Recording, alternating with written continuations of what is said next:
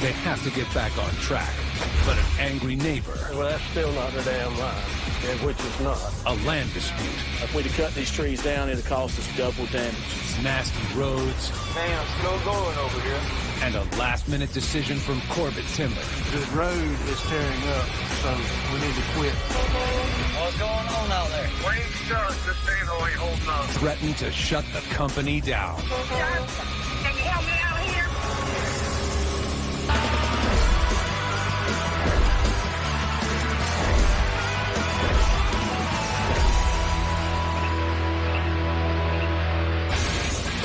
The crew of Goodson's All-Terrain has been battling the swamp for weeks. After a 5-mile road crippled Bobby and his crew. We're losing these roads. We're losing. Cape Fear here? Yeah. Corbett Timber opened up a shortcut out of the swamp. It's going to be a better road to get into the timber. The truckers were finally able to get loads out to the mill. Truck coming out. But it was too little, too late. We've wasted way too much money here. For the 8th week in a row, the crew was unable to reach the 100-load weekly goal Bobby needs to keep his company afloat. We're going to try to tighten up a little bit this week. It is a new week in the swamp, and with it come new possibilities. I hope this week will be better than last. After weeks of dismal load counts, Bobby's operation can't afford another week of lost profits. As the truckers arrive in the swamp, Justin lets them know how many loads they need for the day to start to get back on track. We have to get at least 18 loads because we're in good wood and the road's good now, and we need to start having, we need to start picking it up since we had such a crappy last month. I mean, we got some of the best truckers around, and the last few weeks being so bad, I think they feel bad, and I just need to keep them focused and, so we can turn this losing streak around. If we can get at least 18, as long as the mills ain't got us tied up on quota, we could have good weeks, especially in the wood we're on now. I appreciate it. All right. All right, you're out of here. Good to go. To help Bobby and his crew speed up delivery of wood to the mill, Corbett Timber has found a shortcut out of the swamp. This half-mile road provides faster access to the highway and allows the truckers to travel at higher speeds. The 5-mile road was slowing them way down, and they're hopeful that this shorter, better road to the mill will allow them to hit the 100-load goal. If they can hit 100 loads for the week, each employee earns a $100 bonus and a company meal. All right, let's go ahead and get aboard. Let's get them out of here. I'll promise this half-mile road. While Justin keeps things moving in the swamp. What you have to replace all the top leaves? 75 miles away at headquarters, Bobby starts the day at the shop and checks in with his main mechanic, Doug. Got some bad news for you. I got another job. I got some bad news from Doug today, which he kind of caught me off guard a little bit. I got a job here in town, working, doing utility locating, actually. It was a tough decision for me, but when it comes down to it, I think this will be a better opportunity, more room for advancement, be able to move up, and maybe not be a grease monkey my whole life. I like doing what we do, but as well as anybody that it's a hard life and it's hard on your body. Well, I hate it, Doug, but I understand where you're coming from, and it is tough. It was a tough decision for me, too. Look, I tell everybody when they come out here, either you'll learn to love this job or you'll appreciate your next job a whole lot more. And most of the time, they appreciate the next job a whole lot more. Yeah. I'm gonna miss you, man. It's hard to replace somebody like Doug. Doug's a good mechanic. He thinks for himself. He'll be a hard one to replace.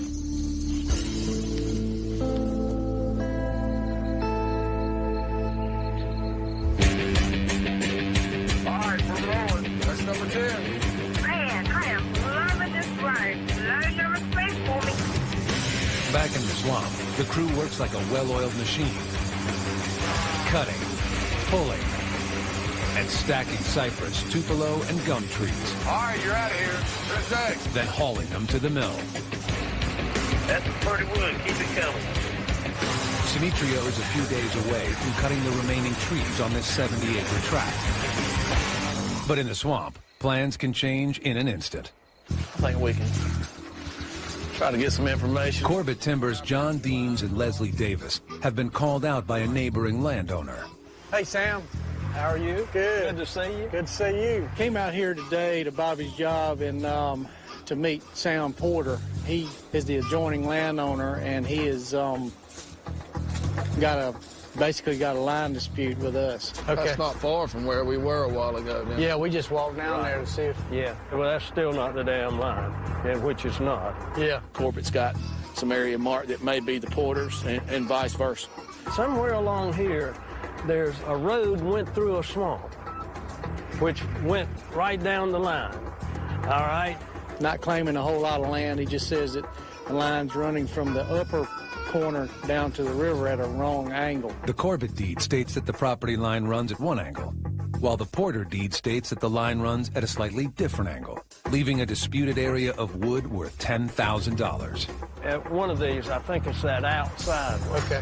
You got to make sure it's right before we cut the timber rather than afterwards. Then you get into the situation where you've got a timber trespass, you get lawyers involved, and then there's damages included in that. I want to get a copy of this, and Get I'll a copy of it. If we'd have cut these trees down, it'd have cost us double damages. We wouldn't have done it ill will or intentionally. That normally leads to what they call triple damages. But we could have been paying Mr. Porter or Mr. Porter's family double what these trees are worth if we'd have cut them down. To try to do the right thing. Okay. And I'll get this back to you as soon as possible. All No right. rush.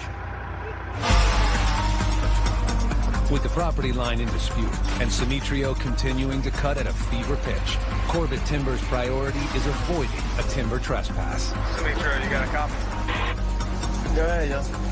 Can you come on in, John, before we come by? We need to talk to you. I got a call for John Deere and the radio. Usually that is no good news. Hey, Simitrio, have you started cutting back that way towards that other line yet? No, recently. But Okay, when you cut that way, I need you to hold up at least 300 feet back from where that yellow painted line is. It's very important for everybody to maintain the boundary lines. And at this point, we don't have a definite boundary for him to cut up to. If Simitrio is forced to stop cutting, it's only a matter of days before there will be no wood left to haul to the mill, forcing Goodson's all-terrain to shut down. All right, I'll talk to you later.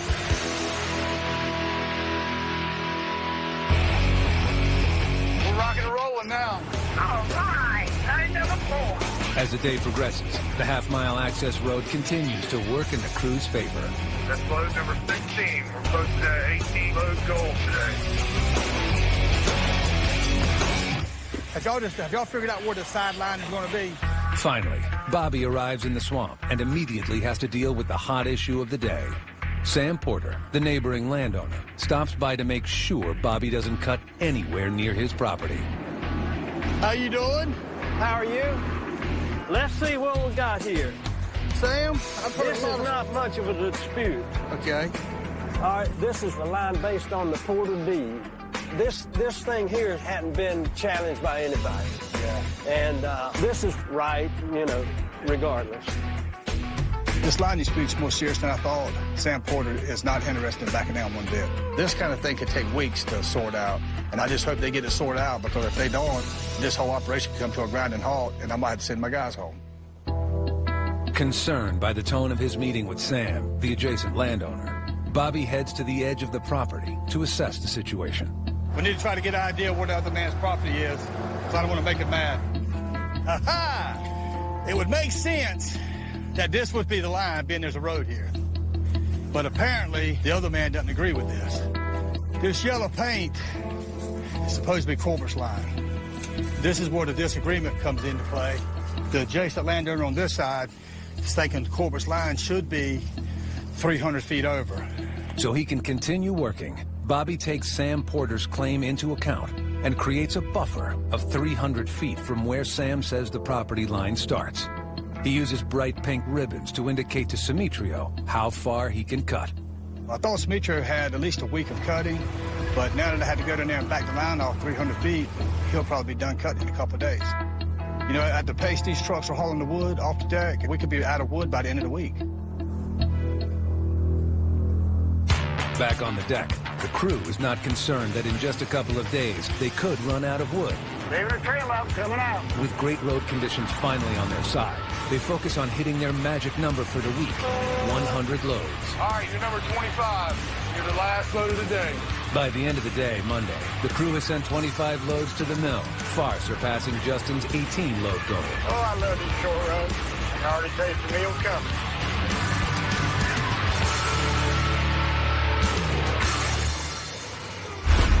Coming up, The road is tearing up. conditions in the swamp suddenly go south. What's that? We need to stay off of it. And a decision by Corbett Timber deals the Goodson crew a setback. It takes way too long to get down this road.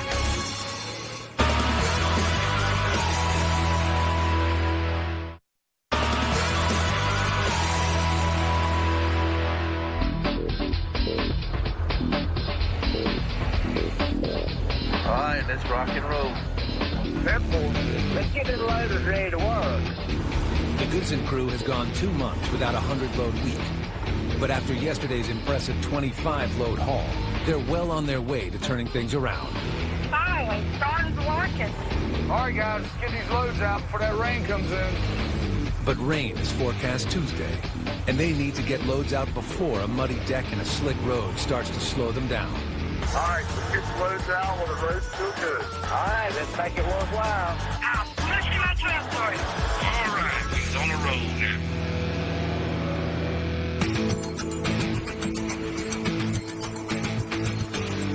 Okay, let's check out. You're good to go. As the crew moves hardwood logs and pulpwood off the deck, Another day, boy. Bobby arrives in the swamp and breaks Monday's bad news to Justin. You heard about Doug? Talked to him yesterday. He gave me his notice. What are you doing now? The dad come up and said that he got here this morning and told me that Doug put in his notice. I mean, it kind of sucks. Told me we'll get another mechanic or just kind of see how it goes. I think I'm just going to dog you pretty good. I'm used to it. Yeah. I'll just take both our paychecks. But I understand where Doug's coming from. It's going to suck for me because now I have to do everything. This is something I don't want to become familiar with. This is where we're going to miss Doug at. You know, Doug knows a lot about metal and welding. Of course, he ain't gone yet, but we got a lot of stuff in the shop he's got to try to finish up before his time runs out. But yeah, he'll be missed.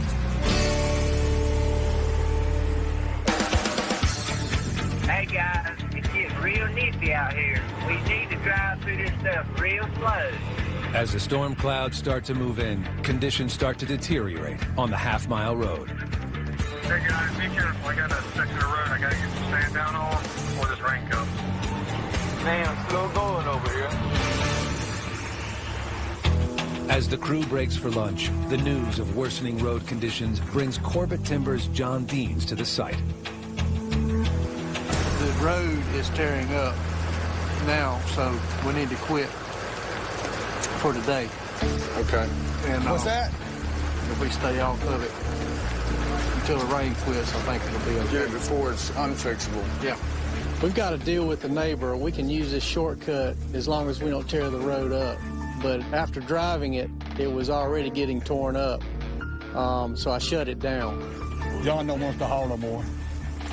With the half-mile road shut down, Bobby's only option is to use the dreaded 5-mile road to get loads out to the mill. John came out a few minutes ago, and he told us to stop hauling off the road immediately. We're gutting the road. You know, we just got in the groove after months of fighting bad roads, and now they're going to make us take the 5-mile road out. We're going to lose 5 or 6 loads a day because of that. We're already about to get held up from this property line dispute, and the last thing I need is to be held up from getting more loads out today. All right, you're good to go. I'm coming out. After lunch, the crew reluctantly hits the notorious 5-mile road. Hey, Monkey, don't forget we got to take this 5-mile road. Timber, can't let the road hold us up. Last week, the crew struggled to get loads out using the much longer and sandy 5-mile road. Come on, truck driver! The soft sand caused the trucks and their loads to sink deep into the road. I got no traction whatsoever. Load by load, the truckers battled their way out until Corbett Timber gained access to the shorter half-mile road. Man, it's going to take me 30 minutes to get this rain. Forced to crawl along at 10 miles per hour for 5 miles, The truckers are not excited about the change in route, and in the swamp, time is money. It takes way too long to get down this road. That's 18. I'll take one more for today. This ain't good road. Never easier. By the end of Tuesday, it's clear that the long road has hurt the crew's load count. They have sent 19 loads to the mill, 6 less than the previous day. However, they do have 44 loads for the week and are on pace to hit 100 by Friday. With the day winding down, deeper in the swamp, Demetrio continues to cut, inching closer to the disputed property line. Demetrio, you got a copy? How much you got left to cut? Is it just that wood behind the loader? Everyone asking me the same question. I know that probably they're really worried about it. I'll help the property line resolve soon. I think in one more day of wood. Did nothing go wrong? 10-4. Demetrio's guessing he only has a day or so of wood left, and once he's done cutting, with no wood coming out of the swamp whatsoever, that can completely shut us down. If Bobby runs out of wood to haul to the mill, lost revenue and daily operating expenses will set him back $13,000 a day while he waits for the land dispute to be resolved. Up next, Hurry up! the Goodson crew does everything they can to hit the elusive 100-load count. What's going on out there? Wayne's stuck. This panel ain't holding up. But the log road continues to fight back.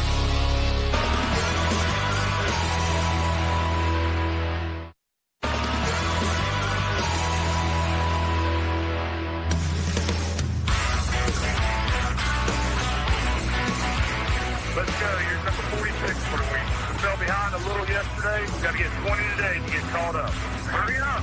I'm on the mill. I'll see you guys in a bit. Using the sandy 5-mile access road, the crew of Goodson's all-terrain is having a miserable time getting wood out of the swamp. But with 44 loads already under their belt this week, All right, I can take that mill. they are well on their way to reaching their 100-load goal. All right, your truck's loaded. You good to go. All right, I'll be right back in a minute. That's a nice one. Yeah. Up here it's in dispute, so. Without any resolution on the property line dispute, and with only 1 day of wood left to cut, Corbett Timber's John Deans and Leslie Davis survey the land in question. We came in here and backed off about 300 feet. Well, a few degrees off on a compass and a bearing. How long is this line supposed to be? A mile from that corner? 5,000 feet. When you're talking over that distance, you could be talking 5 or 8 acres in that triangle. Yeah. This kind of timber, you slip up and cut somebody else's trees, you're in trouble. Yeah. And now we're going to bring a third party in to Settle it out. figure out exactly what's going on. With Corbett Timber and landowner Sam Porter at an impasse, Corbett has no choice but to bring in a survey team to determine the actual boundary. You said the surveyor will be here? Yep. All right. Okay. We'll get it solved then, won't we? Yep.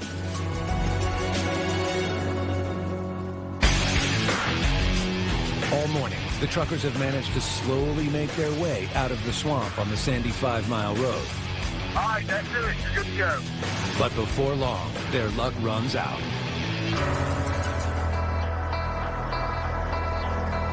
While I was coming out that first driveway, I got stuck.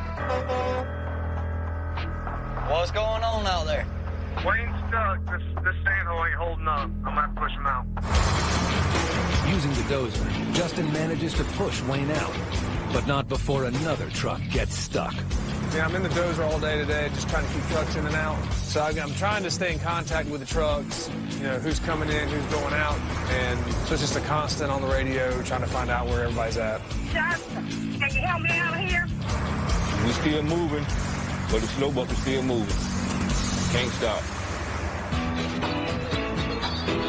While most trucks have slowly plodded their way along the road, Monkey has come up with his own way to overcome the conditions. Get out of the way. I'm coming through. I don't know what gear he hit it in, but he had to be going 40 miles an hour. And he ended up making it all the way through.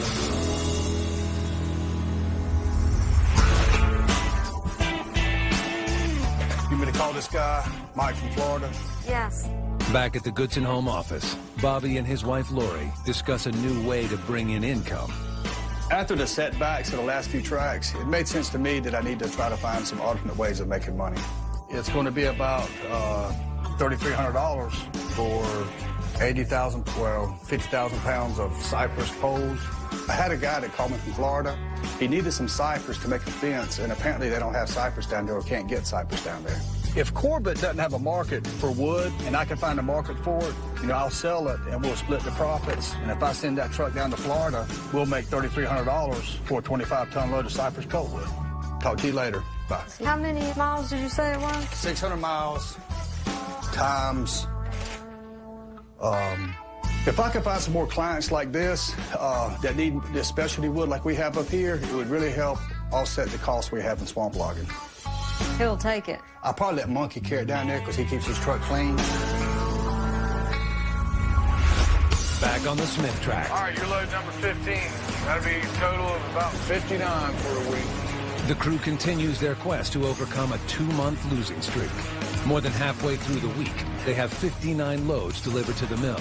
They need 41 more to reach their 100-load goal. We got held up a bit on that 5-mile road. We're going to have to crank these out the rest of the week.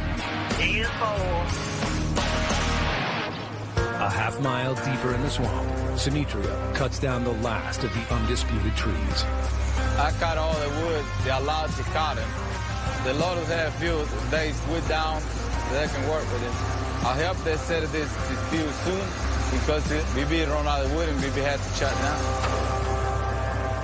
Coming up next. How much wood you got over there? Not too much left. The shrinking wood supply threatens to shut the deck down. Who's that guy over there? The surveyor. As the property dispute drags on.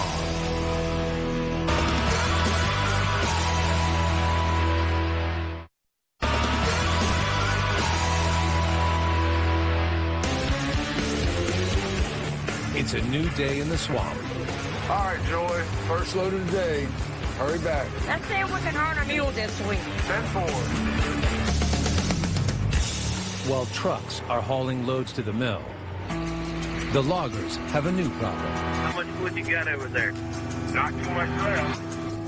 The property line dispute has forced Demetrio to stop cutting. And with less and less wood being pulled to the deck, it's only a matter of time before there is no more wood to haul. When there's no more wood to haul, no one makes any money. I bet you have a little bit of tomorrow. Careful. I run out of wood to cut. I don't like it. Not have nothing to do. I'll help this line few they're facing it soon. Morning. You can crank that stump rope, can't you? Even though Demetrio is out of wood to cut, Justin can still find work for him and his stumper.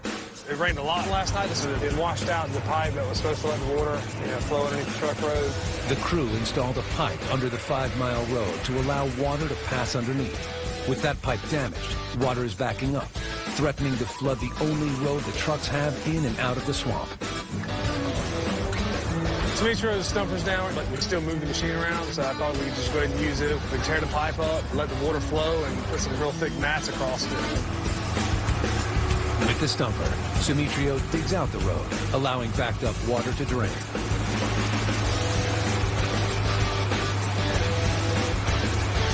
As Demetrio scoops up the remains of the broken culvert. Hey, Jim. How much longer? The trucks are backing up. All right, it'll be a couple minutes. They just got to put the mats down.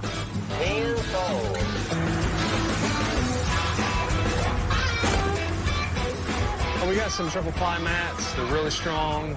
They're almost a bridge-like. You can just throw it down over a hole, and it won't flex as much. They're about twice as heavy and twice as much money. The stumper isn't exactly a precision instrument, but in Demetrio's experienced hands, the mats are put in place. Okay, Gary, all good. Careful. Looking good, Pedro. Looking good. With the road repaired, the trucks can once again haul their loads to the mill. Wow, this road is holding up great today. Ironically, the rain is now helping the drivers. The 5-mile road is made of soft sand, which when too dry offers little traction and can cause trucks to sink. But when the road gets saturated, the sand compacts, giving the trucks a harder and more reliable surface to drive on. All right, this is going to be a great day. Another minute or two quicker would have been all right. I got you. And while the trucks head off to the mill, Bobby arrives on deck, eager to get the property line dispute resolved and Simitrio back cutting. Got to get it for him. It's going to take all day to get it out. Who's that guy over there? The surveyor. The surveyors that Corbett has hired to mark the property line arrive in the swamp.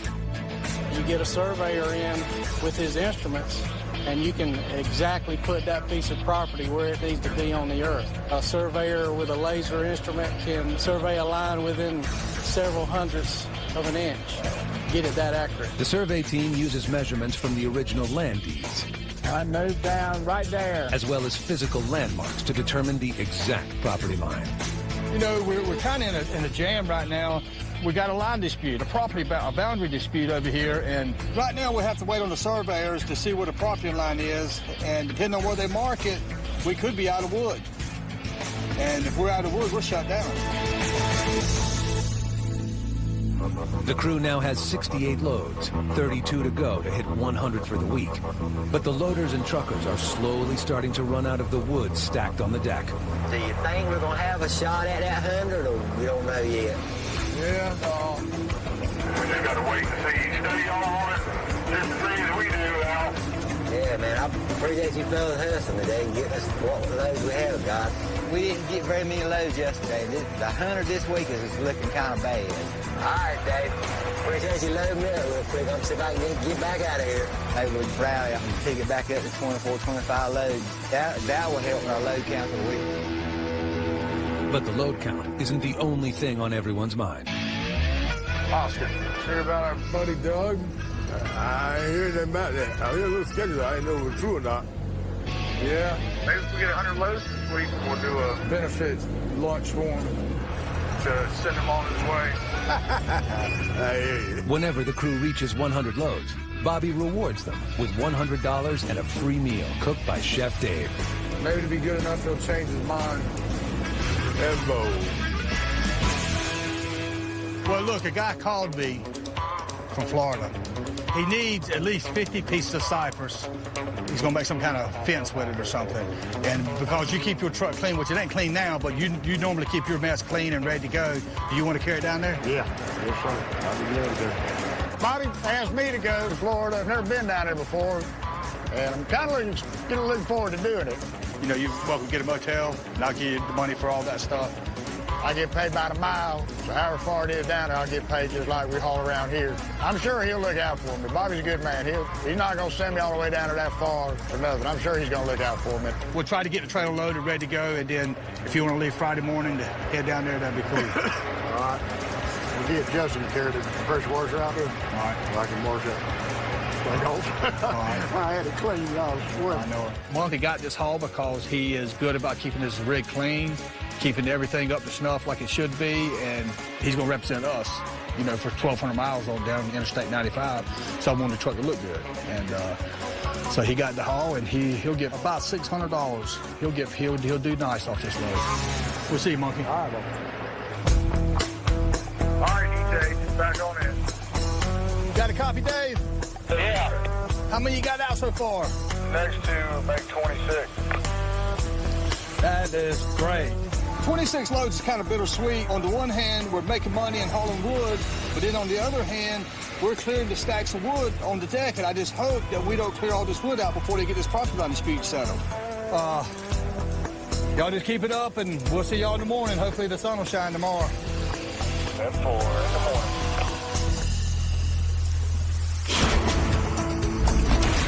In 1735, England's King George divided Carolina colony into North and South Carolina.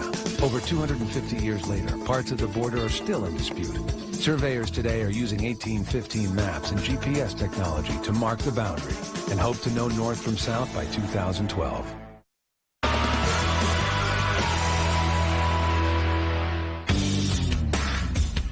"6 a.m. Friday morning. The crew gets in early, dead set on cranking out 15 more loads to hit 100 for the week. Everyone wants $100 and a big meal to end the long week. What's the load count for the week so far? 85 so far. Still looking pretty strong for getting that bonus. I hope we get 100. I'm looking forward to a bigger. Let's get 100 loads first. Morale is high, but no one knows if there's enough wood stacked on the deck to fill 15 truckloads. Hey, Charlie, how you guys doing on wood? I'm hoping to laugh okay. With Simitrio no longer cutting due to the property line dispute, the skidders are almost out of wood to drag back to the deck. Well, let's just keep our fingers crossed. Meanwhile, a half-mile away. I got it. Corbett Timber finishes the survey of the property line. All right, I've already computed where the new corner will be back here. Okay. There was a line dispute between Corbett and the Porter track. Come to find out, we were both wrong. Corbett's survey team found that the property lines on both the Corbett and landowner Sam Porter's deeds were incorrect, leaving the actual property line undefined and open to interpretation. Neither Corbett nor Sam Porter was right. We're going to show this to Mr. Porter and see if we can get this resolved once and for all and get Bobby back to work. Back at the Goodson shop. Wanted to hold it up, so when I disconnected it from... Can't we just leave the hose? Doug spends his remaining time at Goodson All-Terrain, getting Bobby's newest purchase, a used clam bunk, ready for duty in the swamp. The clam bunk is the largest piece of equipment in the company's fleet and is responsible for pulling wood from the cutting site back to the deck. With the purchase of this clam bunk, Bobby now has a backup for every piece of equipment, significantly increasing the efficiency of his operation. Lose your arm the last day of work. No big deal. You got workman's comp, right? No on you. What? You can't have already dropped it. When you're working with somebody every day, you kind of get like a family-type atmosphere. It's going to suck when he's not around, but, he's not moving away, so we'll still see him. You know what's going to suck, though, is that I'm not going to be able to mouth off to anybody like I do you. I hope you forget where you're at. You forget where you're at and say something smart. It's hard to quit Bobby. Bobby honestly cares about his employees, and it's hard to find employers that are like that. Give them something to eat. Yeah. Back at the Smith tract. All right, get out of here. All right, buddy. The crew pushes hard all morning to get loads out to the mill. All right, let's go ahead and get them loaded. Guys, if we can keep this pace up, and just should get 100 easy for Doug. I'll tell you, you're number 90. These conditions out here, man, we're lucky to be even getting, 10 loads out. 10 loads. While trucks continue to haul the last of the stacked wood in and out of the swamp. You ready, Monkey? Monkey prepares to take 50,000 pounds of cypress down to Florida. Got your paperwork? Yeah. All right. I figured you might want the tickets this time. Yeah, might need them. I'm thinking it's about 10 hours to put me down there, so it's probably not that far down into Florida. Well, look, be careful. Give me a holler. Call Mike and let him know what you think your arrival time is, get directions, all that stuff from him. I generally have pretty good luck on stuff like this. My biggest thing usually is just getting lost. If I don't get lost, I'll be all right. If you get locked up, call Justin. A little nervous about Monkey going to Florida. It's a lot farther than we've ever been on any, especially hauling wood. Anytime you get out of state a long ways away, we're not there to work on it, and people can't take advantage of if the truck gets trouble. So I'm kind of anxious. I feel a lot better when he gets back, but it's exciting too.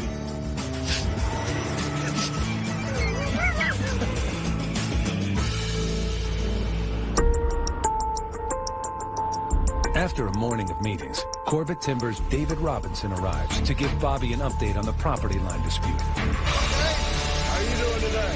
Any good news? Well, no bad news. That's good. We've entered into a line agreement with Mr. Porter. We've got a verbal commitment. The line agreement means that we didn't take their version, we didn't use our version, we split the difference. Corbett Timber and Sam Porter have agreed on a new property line, freeing up the remaining portion of the Smith tract for Simitrio to cut. We actually put a brand new line in. Sam agreed to it. We agreed to it. We drew a line agreement up, and we registered in the courthouse. And so now it's written in stone, so to speak. And that's not the only good news for Bobby and his crew. So, well, they more or less told us that we've got a verbal commitment. We can cut Mr. Porter's property and pull it right here to this deck.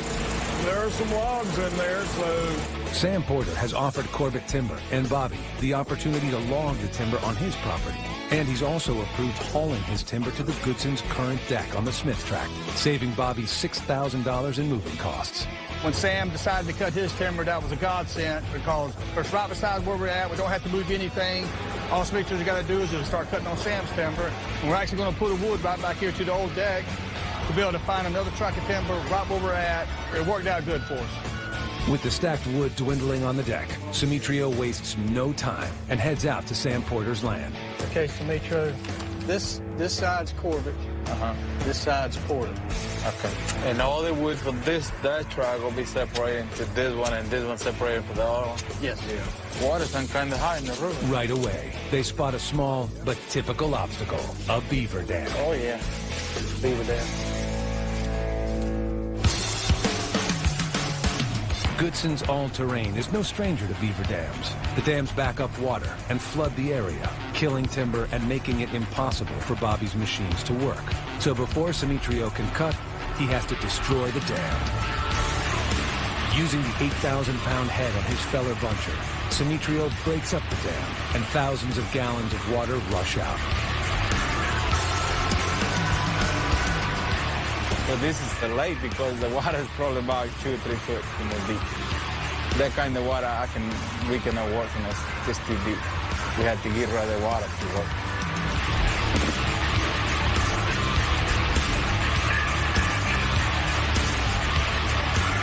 I feel good. At least we have more wood to stay over here, you know. Once the water recedes, Simitrio can get back to cutting. Almost there, guys.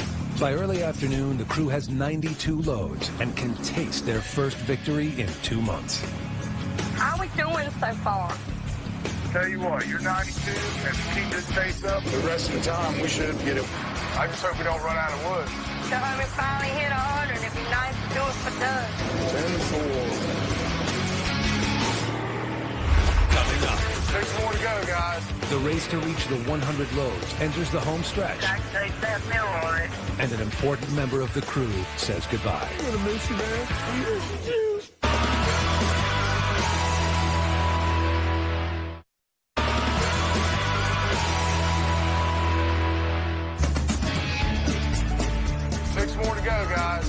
It's early afternoon on deck, and the Goodson crew has 94 loads, only 6 from hitting their 100-load goal for the week. What do you tell you? If y'all help us get in and out of here quicker, we'll go quicker. 10-4. As the crew pushes on, 75 miles away at the Goodson shop, Hey, get out of the way, son! Doug spends his last few hours at Goodson's all-terrain, loading up Bobby's newest purchase, a $125,000 used clamp buck. Oh, this isn't the first time I've loaded something, but it probably will be the last. Doug, Justin, and Bo finish loading up and head out on the 2-hour trip to the Smith tract. Meanwhile, deep in the swamp. Wow, no sign at all of the beavers. All the water gone. Simitrio does one final scout of Sam Porter's land, checking on the water levels before he begins cutting. See, the water was all the way over here. You can see the level of water go all the way over there and all the way over there. 1 inch make a big difference over here in the swamp.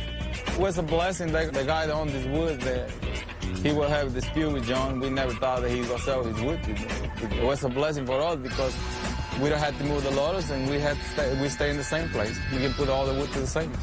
Whew. For another bit, we'll have lunch with me. Let's go back to cut some wood.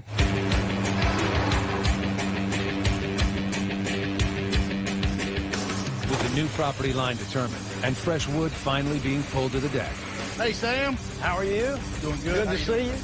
Bobby meets again with landowner Sam Porter. You really don't know how much you really saved us. We was just about finished here, and we really didn't have a plan, or I hadn't heard of the plan.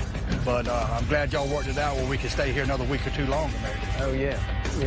Yeah, well, I'd like mine cut, and I think there's no reason not to just, pretend to go ahead and do what you're supposed to do. All right, Sam, I appreciate it, man. Okay, thank you again. With only a few more loads to go until they reach 100 loads, their bonus and a free company meal, the crew picks up the pace. All right, guys, only 2 more loads. All right, I can take that meal already. All right, your truck's loaded. You good to go. All right, 1 more load to go. All right, man, what you got for me? Mr. 100. Sure feels good, man, being number 100. Well, it's been a while since we've gotten 100 loads. Now we've actually done it. So it's something that we've been reaching for. We know we can do. Everything came together this week. Hey, Wayne! Yes, sir. Just 100? 100. 100. We're hoping that we keep rolling and just have 100 loads in our weeks ahead. You'll be out here. Yeah, 10-4. Because 100 loads makes a healthy profit for Bobby, he rewards his crew with $100 and a meal cooked by Chef Dave. Have you heard anything from Justin and Doug with the clam bunk? Justin, you got a copy? Yeah. We're waiting on y'all. Monkey called me this morning about 9:30, 10. He said, you want the good news or the bad news? I said, just give me both of them. He said, well, I got here, and he's unloading it now. I said, what's the bad news? He said, there ain't none. I just wanted to say that. I said, you jerk. Doug, Justin, and Bo finally arrive with the clam bunk. And after offloading it, Can you get you 1 forward? I'm going to go out there with it and make 1 forward. Do that, just make sure it's good. Bobby hands it off to an eager Durley.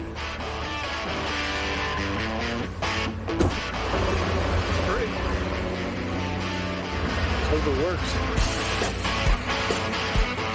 Bobby's been talking about getting me a new for a long time, and he finally got me one, and that piece of equipment is great, man. I have to say, everything is tight on it, and, well, we're going to get into a long pool, and I'm glad that they got it on over here, too, because I think we got about 25 more acres or 30 acres that we got to get, and I think they're going to pull it all to this deck here, and we really gonna need it.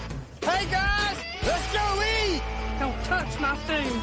You know we had to kick out 100 for you this week. Appreciate it. The guys knocked out 100 loads this week. It was nice, I got to come down and have one last lunch from Dave and the crew. Everybody, y'all tear up something today, because this is Doug's last day, so we got to work the crap out of him before we leave. All right, guys. We'll see you later. Not to sound, but I think everybody likes me. Like, I lighten up the mood and can usually make everybody laugh. I'm gonna miss you, man. I miss you, jeez. I think I'll be missed. Thank you. Doug's a good guy. He will be missed, and hopefully he'll get over there and not like it and come on back. Swamp loggers. I smell females. Feel my heart speeding up right now. Spirits are high in the swamp. As Dave reunites with a long-lost sister. Oh, my God. But they come crashing down again when Bobby must fight for the right to keep logging. We've been logging for 4 generations. That paper don't make nothing no safe. Okay, if you having a heart attack and getting so stressed. And serious illness takes down one of their own.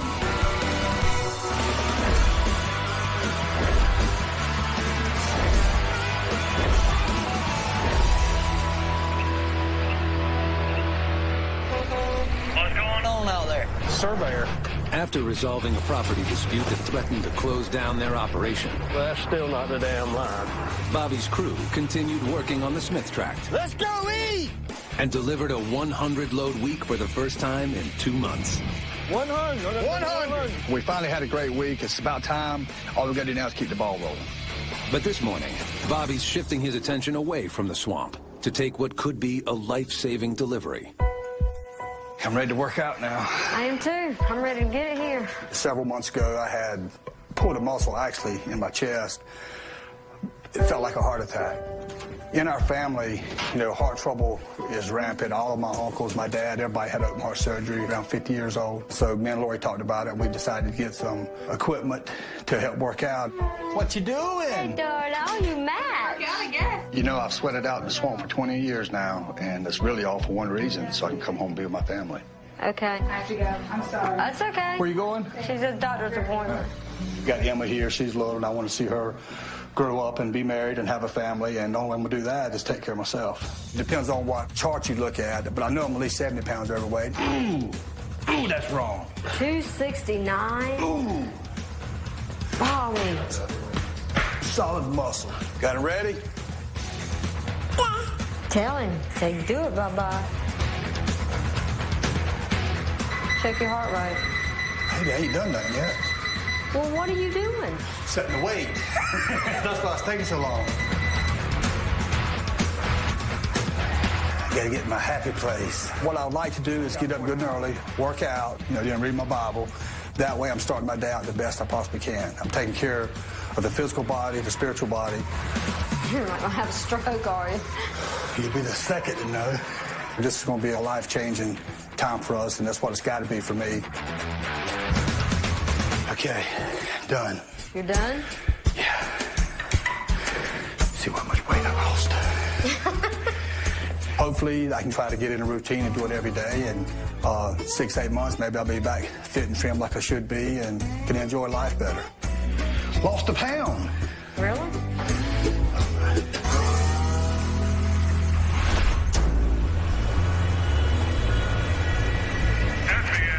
Make it way. Appreciate it, Dave. M4, right back. With Bobby making a late start to his week, his son Justin handles the Monday morning startup in the swamp. We thought we were going to finish up in the next day or two and get ready to move out. Smicho's actually done cutting, but found out today there's another little piece up there, a little slough. They probably ain't about 11 acres. They want that cut before we leave, so it'll be probably another half a day cutting. Just something a little extra before we get out of here. John's going to come and flag it. How far are they behind you? About a day and a half. Real problem today is the mills. The yard's pretty full, and pulp mill's not even taking wood today. The swamp loggers are constantly juggling the demands of several local mills. Good quality, larger logs head to the lumber mills for use in construction-grade lumber or veneer. The smaller trees are sent to the pulp mill, where they are chipped to make high-value paper products. Me and Dad, we have to make sure we're pulling the right types of wood that the mills are hungry for. And if they put us, on quota or slow down, it can turn into a real headache. And right now, I'm just trying to keep the trucks moving. We're just going to haul as much wood as we can like we normally do. To keep things moving, Justin has put the company's newest purchase, a used clam bunk, to work while the older one is being serviced. Shirley, how's that clam bunk going? Really impressed. I thought my old one had a little bit more horsepower, but I get rid of it. You got to really pull good. I want to talk about any new equipment there, boys. I don't think you're in the mood, honey. Ain't these lines backwards on this truck? Yeah, they're backwards on them. I didn't know Sunday sun was on. Gary, Bobby's top-producing driver, normally mans the newest truck in the fleet. But today, he's stuck with the oldest, a 20-year-old backup that rarely leaves the swamp. You look good in there. Gary's truck messed up. They had to carry the shot from one of the clutches going out in it. So the super truck driver has got to drive the old backup truck. I kind of feel sorry for him, and then again I don't. He ain't gonna like it. When it comes to the Green Lizard, our spare truck, these boys are really such candies. Fuel gauge don't work anymore. It don't? Yeah. No. You got to crease the key off and choke it off. Top cab lights don't work. First time I drove it, I had to hold a flashlight on the speedometer at night. Oh my God, they're just like babies. They whine, Here it shakes it. The whole dash. You can't lay nothing in the seat. I put my clipboard in the seat about every 2 miles. I had to catch it and pull it back in the seat. I'm going to go ahead and tell you, y'all spoiled. That's all it is. Y'all just spoiled. I might be. I don't care. It's not my trade. That's what I don't like about it. It's not my trade. Well, it should work. Do what you got to do. All right, Wayne, you're all good. Get on out of here. We got some new sawbucks coming in. We got to make some room on the desk. Got 2 new sawbucks today. We're trying out and see how we like them. The sawbuck is attached to the loader, and that's what actually grades the wood out. The loader man, there's different marks on it, and certain trees, they want certain sizes to go to different mills. And that sawbuck has all the measurements on it, where all he has to do is pull up to a mark, cut it, stack it, throw it on the truck, whatever. Our sawbucks we have are about 15 years old. These are so old, they've been repaired over and over, and they can't hold up like something new.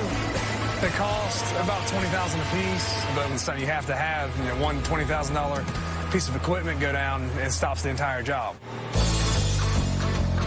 Those damn things are huge. You need to grab it closer on that end because that's going to be the balance side. You know where to grab it. When you're buying equipment out here, anything to do with logging is going to go through a lot. If it would have broke then, I would have loaded it right back on the flatbed and said, take it on back. But they're built to withstand stuff like that.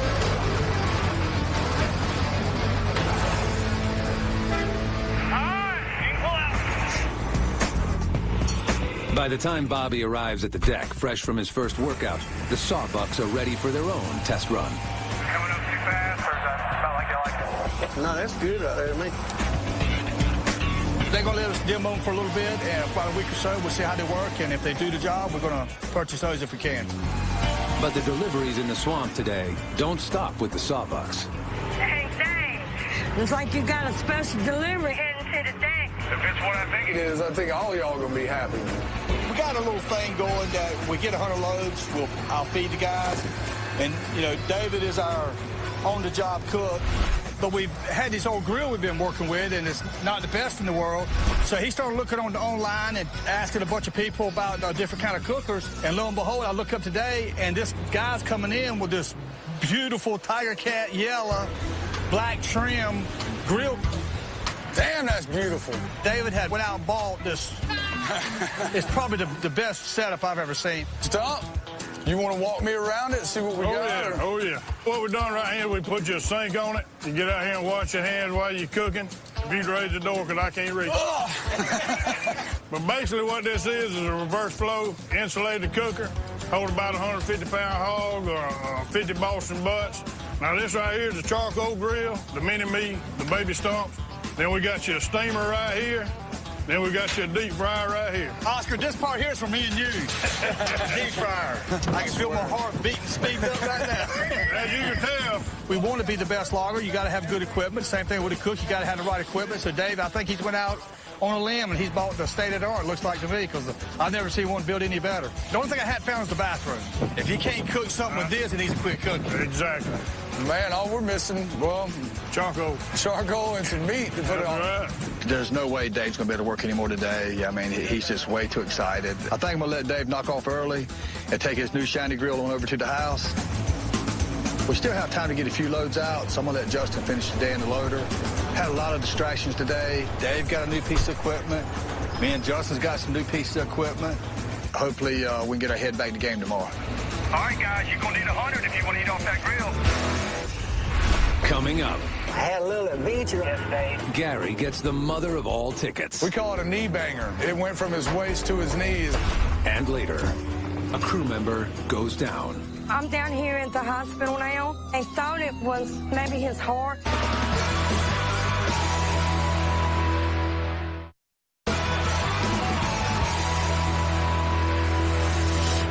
All right, guys, we had a few distractions yesterday. We didn't wind up with 13 loads.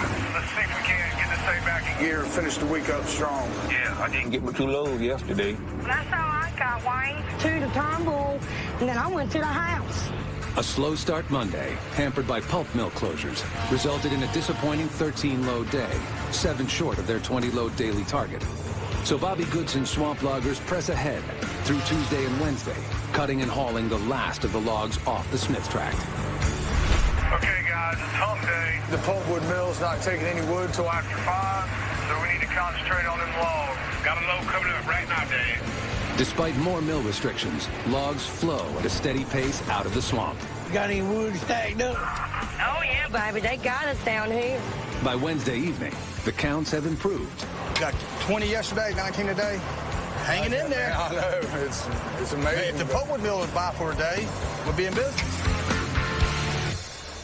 But by Thursday, they're still 48 loads short of their 100-load weekly goal, a target that clears a healthy profit for the company and rewards the crew with a gourmet lunch cooked by Dave. They'll need to deliver 24 loads over each of the next 2 days to catch up, and things aren't looking good. This day starts with an unwelcome arrival to the deck.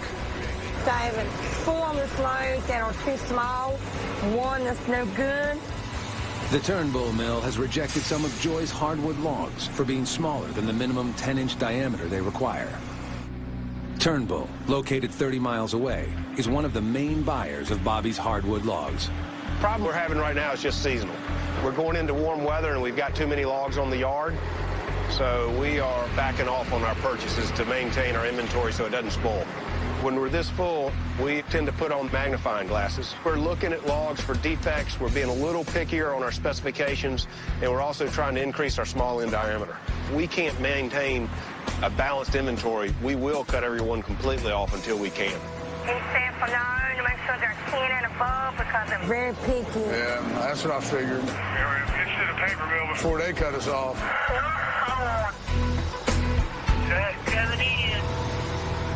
Hey, Gary, how's that truck running? Next in line to be loaded is Gary, who's still stuck driving the backup truck and has some bad news of his own. I had a little adventure on that load to Smithfield yesterday, and he sent me up there. DMV officer stopped me as I crossed over Interstate 40. Everything wasn't up to standard, so I was a little bit nervous. I want to hear a few of the violations they wrote me. There's a whole page full of them. Go ahead and read them off. Not marked in accordance with regulations. See, that's the name on the side of the door. I like the name on the door. That's a flag right there to stop. By law, you have to have the name of your company on the side of the truck, but that was the least of it. Inoperable required lamps. Stop lamp violations. We call it a knee banger. Whenever it rolled out, it went from his waist to his knees of how many tickets it added up to. That's just the highlights of it. My God, I'm surprised. The truck's even here today. But the trooper was cool. He wrote him up for the violations, didn't fine him. Yeah, he went by the law, but he was just as nice as he could be. All right, that's it. You're good to go. I'm not too upset about the violations. That's the only way sometimes I find out if there's anything wrong with the truck is by getting a citation, because a lot of times the guys, because it's not their personal truck, they'll jump in and drive it for a day, and then they're out of it, and you never know what's wrong with it. So we know we got some issues, and we'll probably get Justin and Oscar on it and try to knock it out one Saturday, get the truck in good shape. I'll be so happy to get my truck back. I want that thing back bad. For now, I'm going to keep this one on the road. It's just a gamble I'm willing to take right now. I mean, that's the reason we got that truck, is to keep money coming in for me and the truckers when the main trucks go down. But at least they're getting a paycheck. You know what I mean? They'd be sitting at home, you know, if they didn't have that. While Gary's truck issues need to be handled, Bobby has more pressing concerns to deal with today. Demetrius actually owned the last little patch of wood they added to the track Monday, so we're going to look to move him over to the buckle track and get set up. Bobby fled the buckle track weeks ago after snow and rain rendered its roads impassable for logging trucks. I remember that buckle road very well, man. Every time you go to the deck, you had to get pulled on. It just was a mess. Guys are bad. We were getting stuck every time. Me and EJ's going to try to haul sand as hard as we can today. See if we get some of that road sanded. I'm going to head on over there now.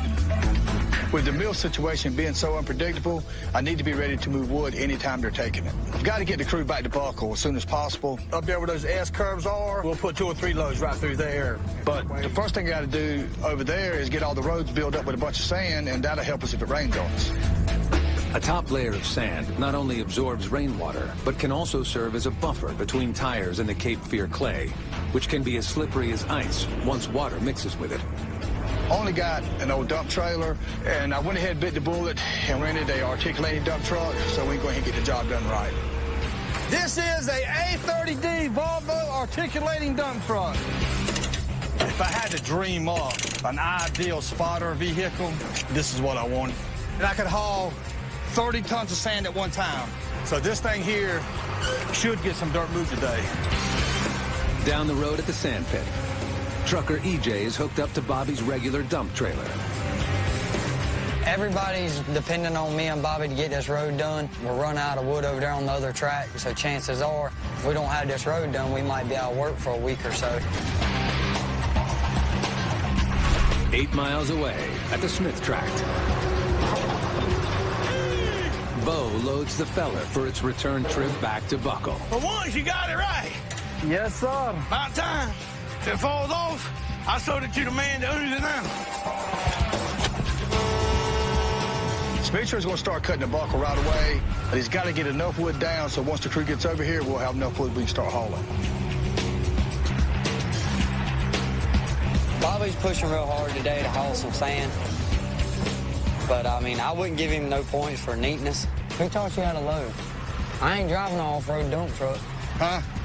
What, got all over the side? I was in a hurry. I was trying to get loaded before you got back. All right, hurry, get out of the way. I tried to push EJ. We're kind of in a race to see if I could catch him because he had a few loads on me when I got started. It actually pushes him harder. It pushes me harder trying to catch him. Probably not fair because I can turn around right here at the back here, and EJ's got to go a quarter mile up the road and turn around. I've got so much behind me and all, I've got to try to find a big hole back in and then try to come out without getting stuck. I can make about 2 loads to EJ's 1. With a Corbett Timber employee on hand to grade the road, the 3-man crew puts in a tough 6 hours of sand duty before quitting time finally shuts them down. We got about 15 loads of sand on it, which is a heck of a lot more than we had on it before we started. I think we got enough. If a little shower comes, it will be okay, but we still got some soft spots we got to fill in. Just get here early in the morning, we'll try it again. All right. All right? Yes, sir. I'm going to beat you tomorrow. We'll see. All right. Over at Smith, after grading the logs more accurately, the crew has only sent out 16 loads. In order to reach their 100-load weekly target, the company will need 32 loads tomorrow. Impossible with current mill restrictions. I don't think we're going to get 100 loads this week. I guess it'll be a while before we get some more home cooking from Dave. So we'll only get some off that new fancy grill he's got. But this week, Bobby's making an exception to his rule about the bonus meal. This ain't such a bad week considering Mill's holding us up. And normally Dave wouldn't cook unless we get 100 loads, but I told him to go ahead and bring out that shiny new grill so we can get it dirty. What Dave doesn't know is we're cooking up a surprise for him. David is my wife, Lori's brother, but he was actually adopted when he was a baby. He always knew he had a biological sister, and he met her, I think, online, but he's never had a chance to actually meet her in person. All right? I ain't gonna say anything. Lori and Dave's wife, Jennifer, has secretly arranged to get her out here. They're actually gonna bring her out to the swamp tomorrow. It's gonna be cool to see David's expression on his face when he finally gets to meet Denise. The very first version of a dump truck appeared by the early 1900s. It was made with a simple dump body-style cart, drawn by horse and relied on gravity for dumping. Hydraulics came shortly after and were initially powered by steam engines.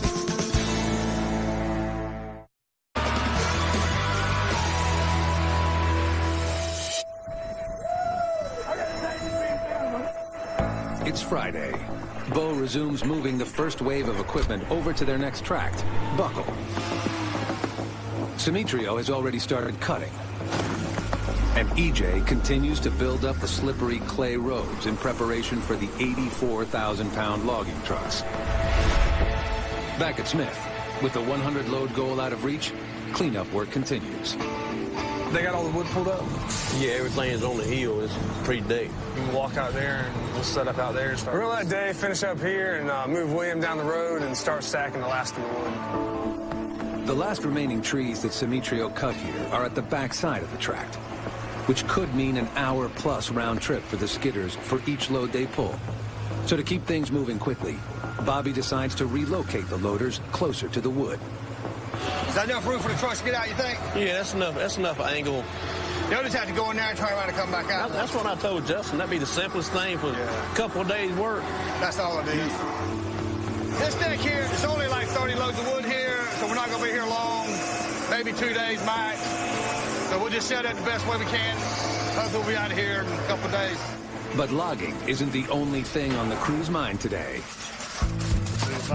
After training on the new grill with its designer Stump every night this week, you can add up just how many hours I've had of sleep on 2 hands. Dave is cooking brisket and pork ribs for the crew, even though they failed to meet the 100-load weekly goal. Stump, have you taught them anything? I guess we got to be the guinea pigs for the first time that Dave's tried the new grill out to see how it works and all. Everything ready? Oh, it's ready. You started off, Leslie. I don't mind. I've noticed that a lot of our business associates have been showing up on days when Dave cooks. I'm sure it's just a coincidence. That's enough. Get out of there.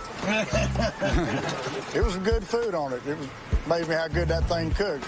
That's some good stuff right there. It is. I'll be back next Friday, same meal. I know this is not going to happen very often because 99 loads don't even get you a bologna sandwich. We got to get 100 loads.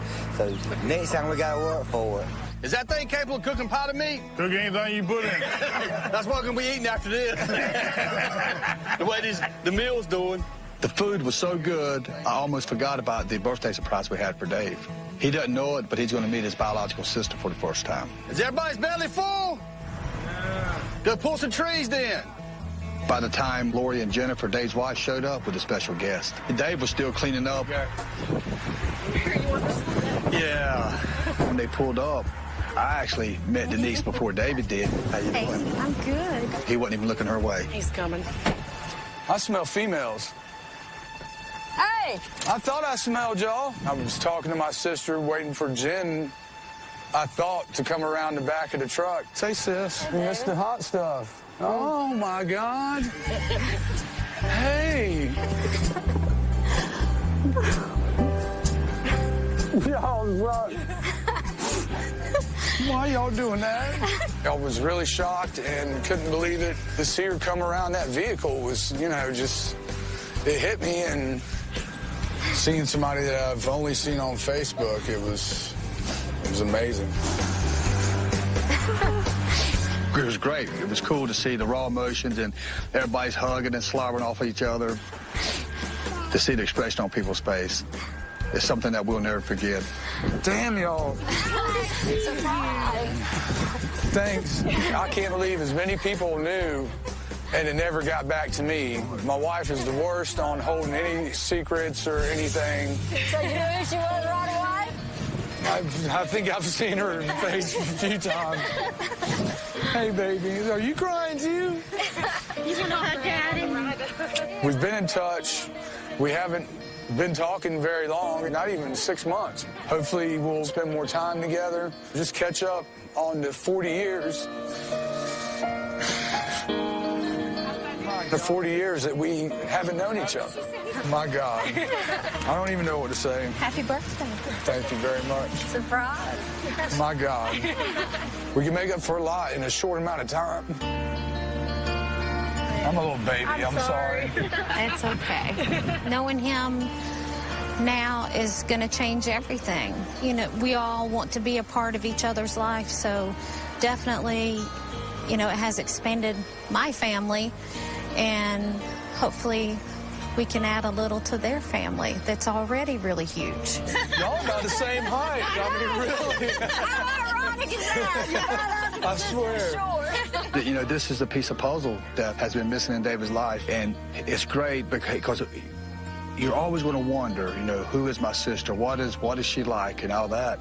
Well, now this piece is finally put together. I mean, it's really a good day for our family, for David's family, and I can't believe that the girls had pulled this off. So is that your loader down there?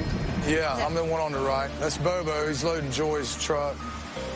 All he's doing is loading her so he can get her out of the way so he can probably get his truck in there. So. Oh. This day was really something. I still can't believe it. I know. I guess our swamp family just got a little bit bigger. 1, 2, 3. It's just, it was amazing. I mean, there's no more I can say than this has been a special day, special week. Coming up, problems with the move send Bobby through the roof. We've been logging for 4 generations. Calm down. That paper don't make nothing no safe. Okay, if you having a heart attack and I'm not getting having a heart so attack. stressed. It's just stupid.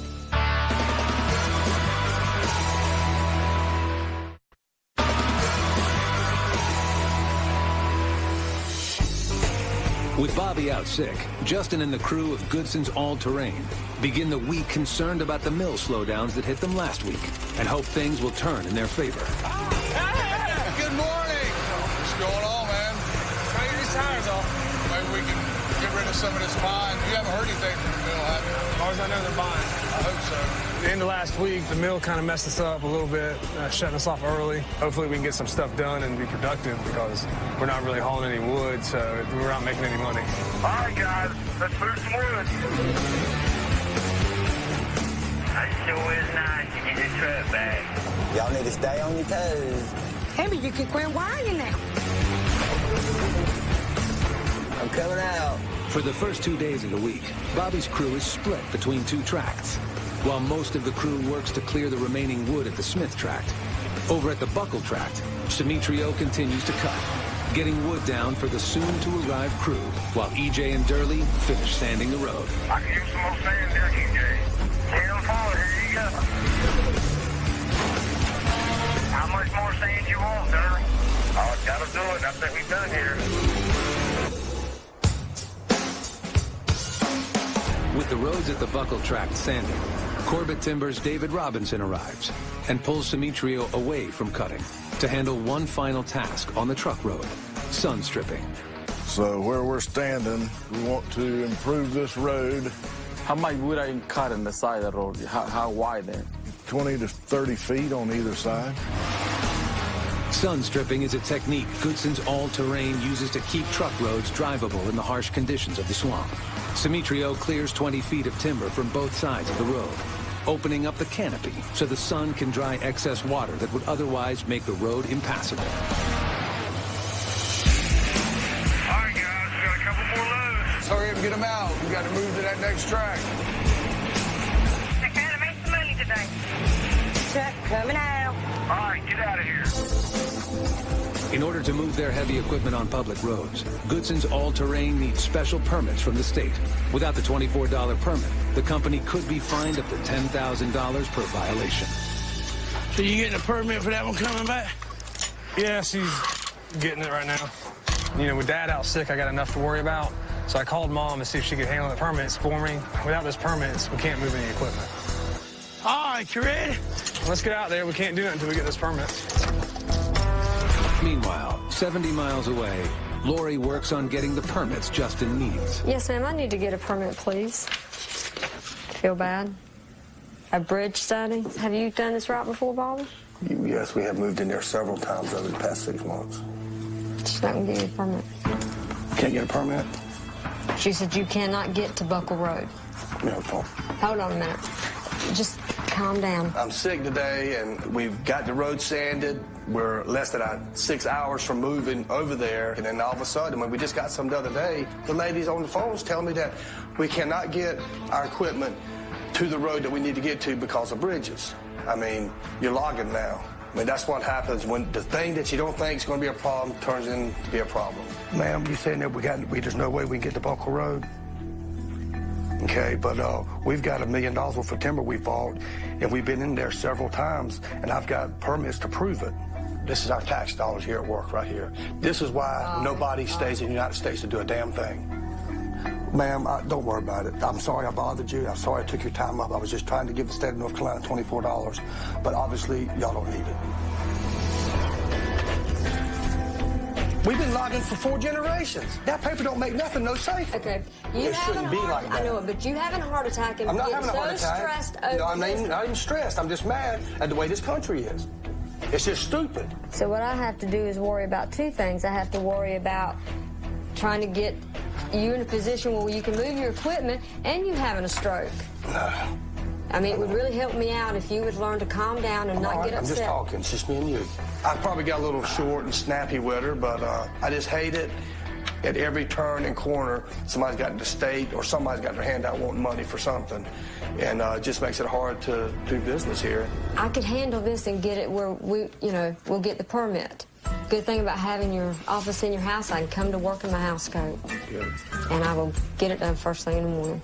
Hopefully the information that the lady had in front of her today is wrong, and Laura's going to call in the morning and just try again tomorrow with a different person, because obviously it matters who you get, where you get permits to, and because we've been in and out of this place numerous times and we've never had issues. Well, we wound up with 19 today, Bobby. We're probably going to be here half a day tomorrow. Well, it'll probably take that long to get the permit situation straight. All right, I'll see you in the morning, man. Bye. Called Dave, and we did have some good news. They ended up with 19 loads, and thank God there's more wood there than we anticipated, because they'll be there half a day tomorrow, which hopefully that'll give us time to get the permit stuff situated. I'm going to lay down. Okay. Coming up, A crew member unexpectedly goes down. When I was coming down the street, I freaked out.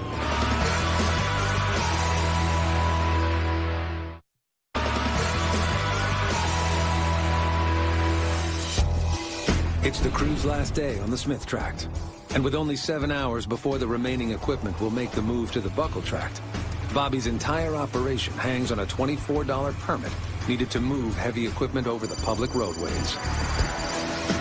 Hey, Joe, what's the deal on the permits? Yeah, Mom, she's working on it right now. We're only a few hours away from moving, and we still need to have a permit, and I don't like cutting it this close. We can't afford to have a down day with everybody just sitting around. If we don't get that permit today, we're just going to be dead in the water. We're going to try and get this stuff wrapped up. Victor's saying about 3 o'clock. 10-4. 70 miles away at the Goodson home office, Lori tries again to get the permits. Let's see what happens. Hey, Mike, this is Lori Goodson. I need to get a permit, please. When you're dealing with a permit office, it just depends on who answers the phone. Now they're giving me a whole new route. We've never been on this route before, so I need to call Bobby and check and see if this route's going to work. Hold on 1 second. Let me ask him, okay? Hello? Are you familiar with Rattlesnake Road? I know where Rattlesnake Road is. We've never been through there. Yep, he knows exactly where it's at. Okay, he's going to route you that way. All right, fine. Got a whole new route. We never get a good load count on days we move. If this new route doesn't work, that's another day we're losing money. Let me run ahead and look at this, see what it looks like down there. All right.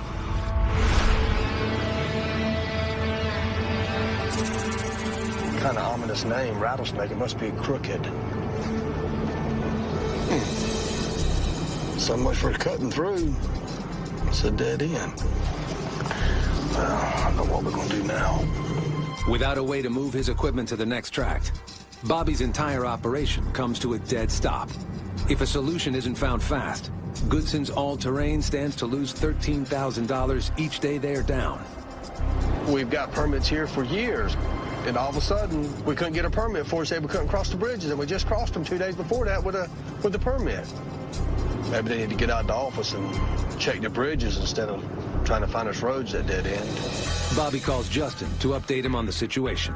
Yeah, that guy said we could use Rattlesnake Road. Well, I just went down there and looked at it. It's a dead end. You got to be kidding me. There's got to be something we can do. I don't know what we're going to do. Well, have you checked the date on the permit we used to move the equipment last week? Huh? Hang on, let me check the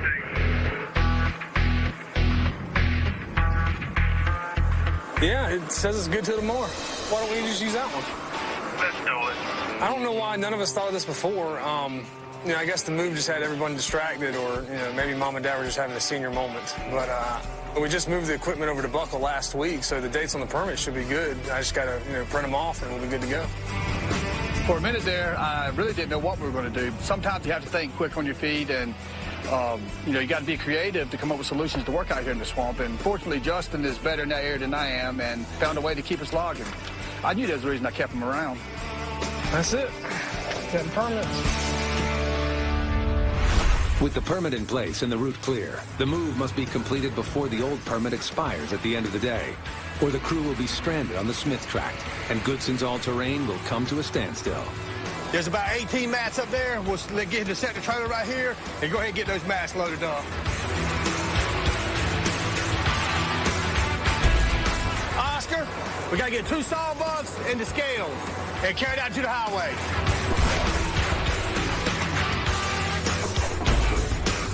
Throughout the afternoon, the crew pushes hard to keep up the pace.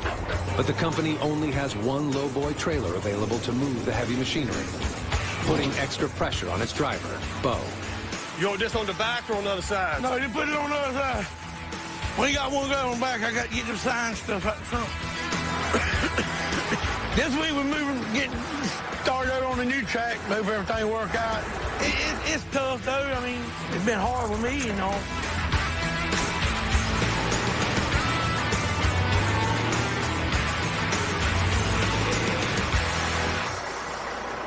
Oh, that looks professional. Glad to get this one off the highway. You get any mailboxes? I don't think so. No mirrors, no mailboxes. I can't see back that far. Cranking it up. I ain't ready. What y'all doing? Let's go. Who you hollering at? This ain't eat that monkey bang. You don't understand that?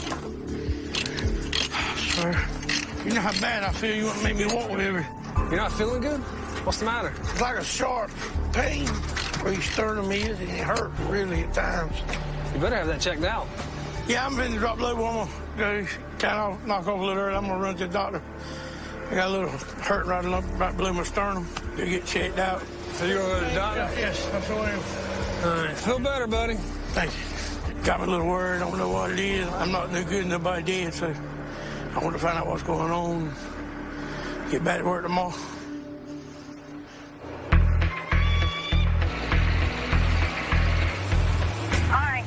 Truck coming out. I'm going to stop by and check Bo out on the way to the house. I knew Bo was going home, you know, to go to the doctor, but when I was coming down the street, I freaked out. I see my mom and Bo's wife standing by the rescue squad. Quick, fast, you gotta do it. When Bo got home from work, he collapsed in his chair and turned a few shades of gray. It took me a few seconds to get him to come to me, and he told me that his chest was hurting. I knew I needed to call an ambulance. They had him hooked up to EKG machine and all. Hurting a little bit. They gonna carry me, get me straightened out. The heart condition was in the family. My brother's just too young for that to happen to him. Him being the only sibling that I've got. I'll be lost without him. We'll be lost without him.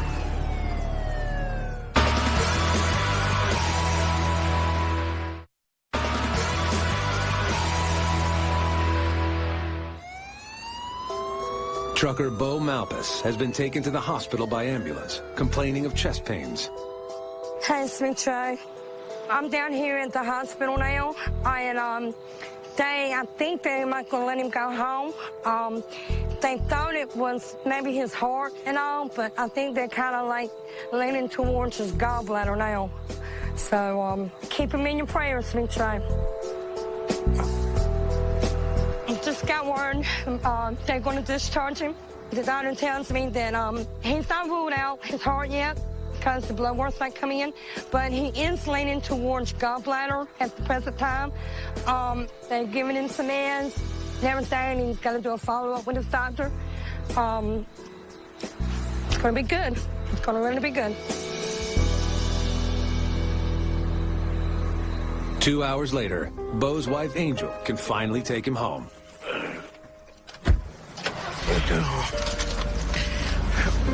Didn't mean to scare you today, baby. I was scared myself. That scared me, too. I know. I'm not asking you to change who you are. I'm just asking you to take pause. I know, baby. I can't make it without you. And I mean without you at all. Like, if you were not here, me and the kids could not make it. But I'm going to tell you, you and the youngins, y'all mean the world to me. Moments like this just means a lot to you. It means it's an important part of life. It makes you think about a lot of things. Makes you think about your family quick. It's all right, baby. It's all right. That's not on my agenda at this moment, leave my family like that. I love y'all.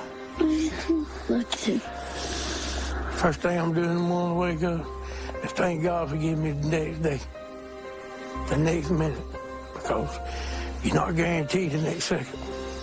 So if he gives you another minute, you something you need to be thankful for.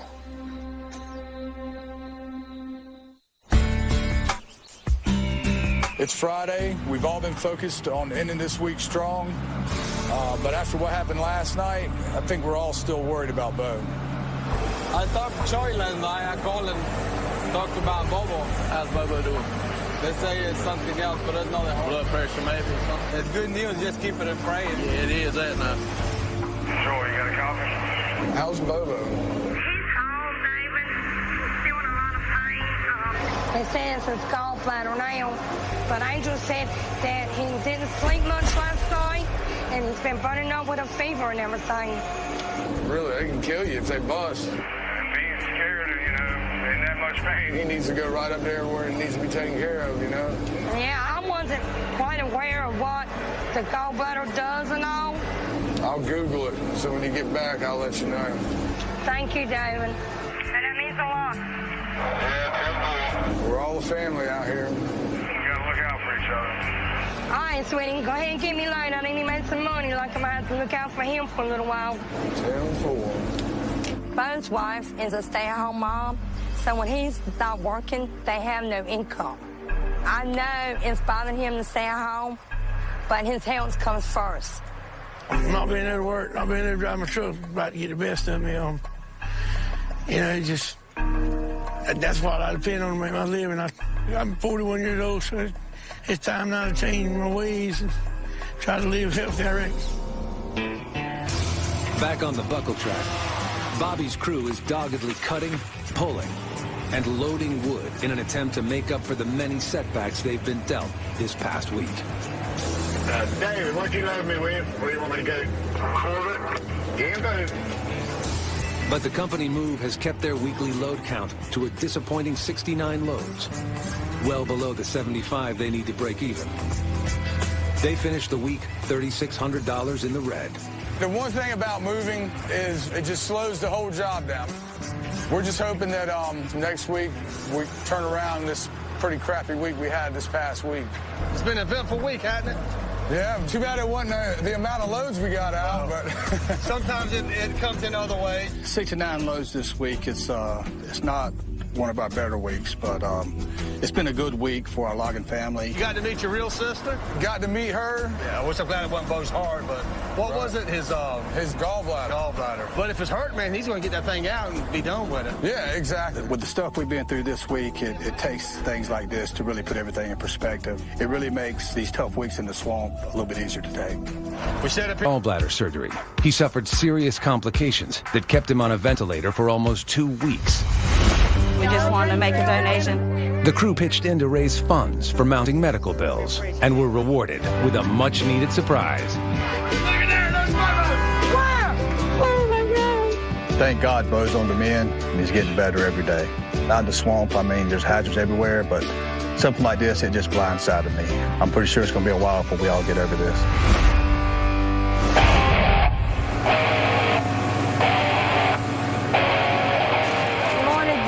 How you doing this morning, baby? A little tired. What a great weekend, huh? Good turnout.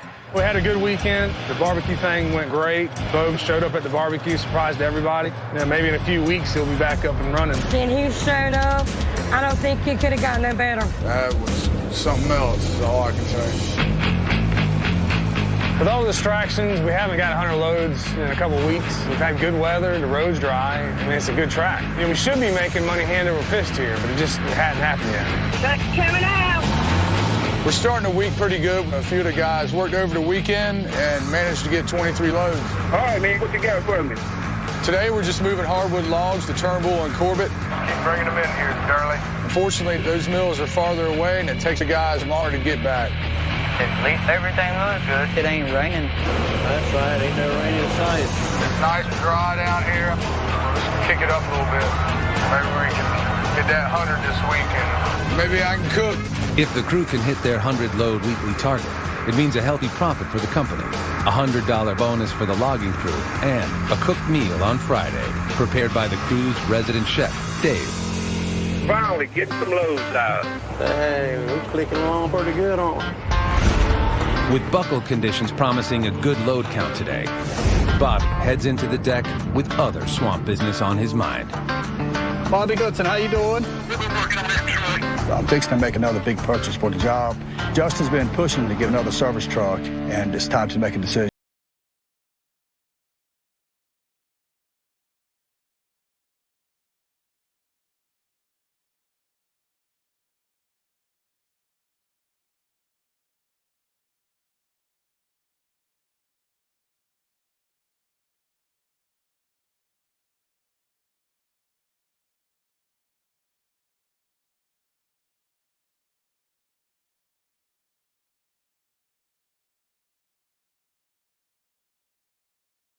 me and Dad got to look at a pretty heavy-duty truck that could do the job. Hey, Ricky. Hey, Bobby, how you doing? A fellow named Ricky, he's back in his truck body. He brought out actually a demo model that he had, and it's a great-looking truck. Oh, yes. These are the custom-built drawers for the tools or whatever you want. Yeah, tools, wrenches, you got the fire. I don't even care what the body's attached to. It's the crane's the main thing. Wow. You got a long way, though. Yeah, it's got a long boom on it. You could back in between the loaders if you had to work on one of those. Good. Wow. The truck is really what we need. I feel pretty good about the truck. Thank you, sir. Good seeing you, Bob. You called me because I need to do something. Okay, I'll be in touch. All right, man. I could convince myself to buy it that very day, but it didn't have four-wheel drive on it. And it seemed like everywhere we go, we're on dead sand roads or clay roads, and if it sprinkles, we can't get out. And if you don't have something that's four-wheel drive that can go on its own, the guys will end up tearing it all to pieces. But I've had a couple months now to look around. I've been looking online, and I think I found a solution that Justin's really going to like. You know what I've been thinking? It's dangerous? Yeah, it is, especially when it comes to the checkbook. That service truck that we've been looking at? Yeah. And we needed to be all-wheel drive. I heard of a company, it's Tug Hill Industries. Got something that might work for us. There's this company that can convert the front axle to give the truck four-wheel drive. But the only problem is we got to go all the way out to Vegas to see it. Daddy told me a long time ago about a big expo they have in Las Vegas. It's like every 4 years. And I talked to those guys, and they're going to be there. You want to go out there and take a look at this system? I had to check and see what I got to do, but yeah. All right. You know, I've never been to Vegas before. Dad hasn't either. I plan on having a good time. With all this stuff going on with Bo, it might be nice to let off some steam. It's going to be interesting. Yeah. Go check out the Hoover Dam, too. Horse and gambling. Just kidding about the horse.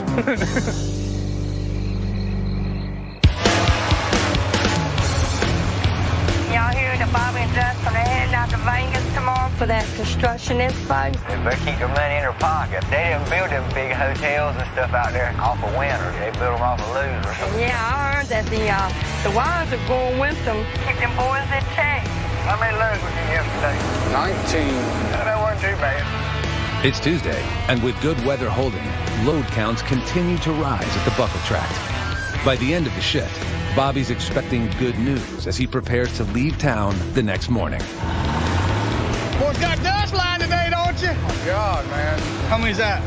19. Well, that's 18. And if he gets hurry up and turned around, he might get to 20. Just keep doing what you're doing, and we'll stay in touch with you. Don't do anything crazy. I won't. We'll see you, Dave. All right, Bob. We're sitting here at 61 loads on a Tuesday night, which is good, especially here on Buckle. And it's a load of worry off my mind. I'm really looking forward to this trip, but anytime I leave the men, I usually have a lot of anxiety. Hey, Bobby, have a good trip. We got things handled here. You just watch them walk. Me and Justin going to Vegas. That'll put Dave in charge. I just hope Dave don't screw it up. Just keep the trucks rolling. It's the name of the game. Hopefully nothing will happen. With the swamp business all in order, Bobby makes one more stop before heading out. Bo got out of the hospital Saturday, and I wanted to come by, see how he was doing. Last time I seen him in the hospital, he had tubes everywhere. And I didn't get to see him much Saturday because he was kind of tired and a lot of people around. What's up, buddy? What's up, buddy? What you up to? Oh, not a whole lot. You look a whole lot better today than I did last time I seen you. Yeah, I feel it. Just push him. He'll stop eventually. I feel a little better than what I did last time you see me, too. As soon as I seen him at the door, Bo's back. You know, it's good to see him up walking around. It was an ordeal, man. I'm up, moving around a little bit. I'm trying to take it easy, like the doctor says. You done called up now on TV programs, haven't you? But your gallbladder's out. Gallbladder's out. Waiting on that area to heal up. You know, I pretty much know how Bo feels. A while back, I had a fuel barrel fell on me and broke my back, and I've never felt so weak and helpless in all my life. From my first day for me to get up and walk, it felt like I was standing on two little toothpicks. My legs were shaking. I took 5 steps to the sink, brushed my teeth, and get back into bed, and sweat is just pouring off of me from straining, trying to hold myself up. And I didn't weigh but 140 pounds then. Me and him was talking, and he knows exactly where I been. Angel, she gets to talking about stuff that they were talking about can happen and get you on that point where you want to sit down and just right in the middle of the floor and cry. Thank you, man, for hanging in there. We miss you. Well, I appreciate all the prayers. I just want him to understand that there's a lot of people that care for him and love him, and everything's going to be the same when he gets back. So he ain't got to worry about Joey taking his truck. We'll see you, man. I'm glad I came by and seen him now. I'll be able to travel easier knowing that Bo's doing all right. He actually looks good, so I feel better now about leaving. You know, this was such a serious scare. The more I think about it, I don't want any of my guys to go down like this anymore, not if I can help it. 6 or 8 months ago, we actually were able to get insurance for the men, but some of them were hesitant about going to the Dodger. And I kind of know what they're thinking, that they really don't want to know sometimes, but they need to know. So whenever I get back from Vegas, I'm going to see what I can do about that. Coming up. Seatbelts, everyone. There she goes. Bobby goes wild in the desert. Dad! You might want to stay on the road, Dad. And later, Bo's health is still a concern. Hoping for some good news. Had all the bad news I could take.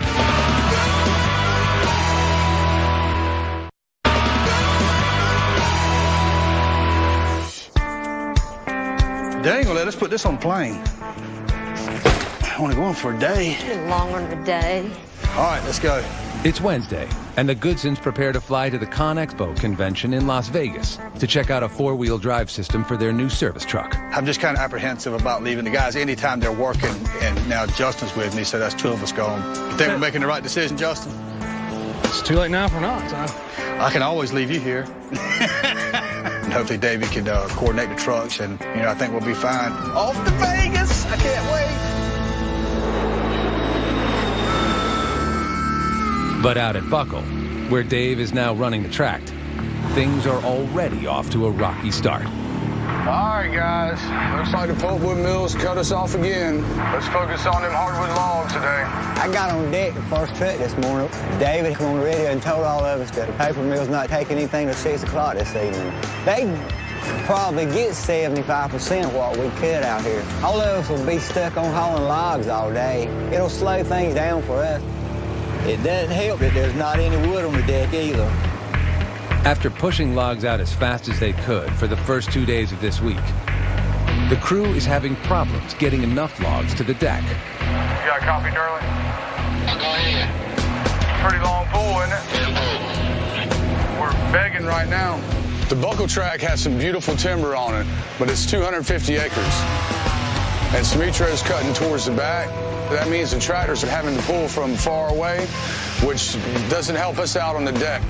Once they leave the deck, the tractors must travel 1 mile round trip over difficult terrain to reach their next load of wood. Factoring in the 1,500-pound logs they're working with today, each pull is taking close to an hour to complete, making it impossible to keep enough wood stacked to fill a trailer. Wood is slow coming out, and we're keeping right up with them. I mean, they're cutting the wood up and putting it right on the trailer. They're not stacking anything right now. That's how close we are up on them. We have trucks lining up, and that's a sight you never want to see. What's the holdup, guys? I ain't making no money sitting here. I don't know what the deal is. We're loaded as fast as we can get it to us. The crew needs 39 more loads over the next 3 days if they hope to meet their 100-load goal and get a $100 bonus and a hot meal on Friday. Get these loads out without Bobby being around here. Just keep doing what we're doing. But by lunchtime today, they've only delivered 5 loads. All of us was looking at getting that 100 loads, but it won't happen now. It's been a long morning. It's gonna be a long day. This is exactly the kind of thing I didn't want to happen. Now, I've got to shake things up and try and get these trucks moving somehow. Smitro, you got a copy? Go ahead. Would you mind jumping on one of the tractors and helping them pull from that back to get them logs out? No problem, David. Smitro is the only extra person we got right now, so he's getting on the other tractor and helping pull some wood to the deck so we can get some wood on there. I will see if I can drop. I don't drive for a long time. It's like riding a bicycle. You never forget. All right, guys, hurry up with that wood. We're loading as fast as you get it here. All right, y'all, we're going to have to hustle to get the rest of those loads in. Yes, sir. As soon as you get me loaded, I can get strapped down. I'll go and be back as soon as I can. With Smitro out there, it has definitely sped the pace up. After their slow start, the crew is now on track for a 17-load day, leaving them just 22 more loads to make their 100. 100's looking good for this week. We just got to keep everything moving. Nobody wants to ruin Bobby's trip with a bad load count. I just hope nothing else happens.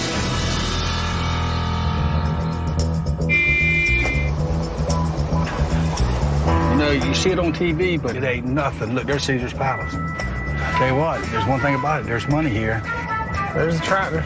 We're in Las Vegas right now. We come here for a show they have I think once every 4 years. It's called the Con Expo. I can't wait to get in there and see what's going on. It's overwhelming just seeing everything they have to do here. I mean, it ain't like back home, which I knew it wasn't going to be. Hey, look, baby, they have nothing on you. Well, I was just thinking, why would you want a six-pack when you got the keg? That's right. Yeah, that's what I'm You thinking. look better than any one of those guys. We are the thunder up yonder. It's huge. I just can't imagine the amount of money sitting around on this concrete. Just amazing how pretty they are when they're brand new. Give me the checkbook, Mama. No, if you'll just keep it to window shopping, we'll be good. I don't want him to get carried away and think that he needs one of each of everything that's sitting out here.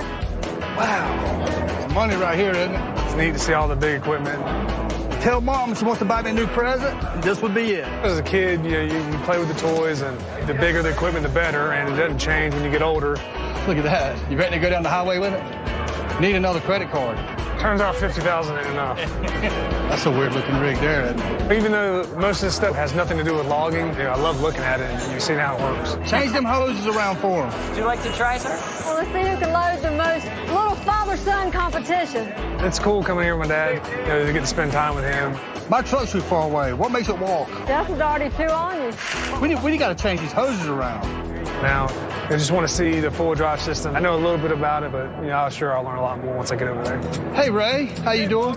How's it going? Doing good, man. This is what it looks like. Yep, this is the hydraulic all-wheel drive, new innovative system for convert your two-wheel drive to four-wheel drive, Bobby. The product we offer is Easy Track. It's basically a hydraulic four-wheel drive system that can be upfitted on new and existing trucks. This here is the truck that we want to put it on. Where we go at, we're always in dead sand or clay, and I've seen them pour all to pieces. The main thing that I was concerned with is I need all-wheel drive on a service truck, but I didn't want the jacked up style where it actually makes the truck top heavy, it doesn't handle the same. Well, with our system, Bobby, what it's going to do, it's going to maintain the existing OEM ride height. So whatever the ride height you have on that truck right now, it'll be exactly the same. I guess the planetary is in this housing here? Yep, the hydraulic motor is actually right here. It's a cam lobe radial piston motor. So basically when the system engages, the pistons will expand with the hydraulic pressure, and you'll be getting 55 horsepower to each wheel end. This is neat. So Bobby was very interested once he saw the axle display, but it's another thing to actually use the truck in action. We got our demo truck here. How would you and Justin like to take it out for a spin tomorrow? That'd really be the icing on the cake if we can actually see it work. Anything I get to drive. That's right. Yeah. Thanks, Ray. I know you guys want to drive it around. Thank you. I'll call you, man. Yep. All right. Tomorrow will really be the telltale. I mean, we're actually going to get in a vehicle that has this system on it, and we'll be able to drive it and see what it feels like, how it drives, how it pulls. Hopefully it'll do what he says it'll do. You know, I got one more piece of business before we can play for the rest of the day. Hello? What's up, man? How'd everything go today? We're sitting on about 97 right now, so we got 3 hours left to get over 100. Good place to be. It should turn out to be real good. Even with mill closures and the long pull, the crew has finished off the week strong under Dave's steady leadership. We're definitely going to make 100 loads today. With Demetrio pulling wood, we managed to pull it off. You did it. You put that extra tractor in there. It's on a Thursday, no less. Bobby, you're going to love it. I'm happy. The crew's happy. Nobody wanted to let Bobby down. We decided to get Demetrio off this stumper. See, you're thinking with your head instead of using it for a hat rack. Everything's still running. Y'all can rest easy and know we got it here. We're sitting here planning dinner tomorrow. Tell everybody I'm proud of them. Cook the guy something good, okay? All right, Bob. We got 97 loads so far. Got 3 more hours left in the day, so they're doing good. Let's go look at some equipment. In 1908, the muddy roads of Wisconsin inspired Otto Zachow to create the first four-wheel drive car. But Zachow did not have a head for business and was eventually bought out. The company he helped start went on to become the major supplier of four-wheel drive trucks for the U.S. Army in World War I.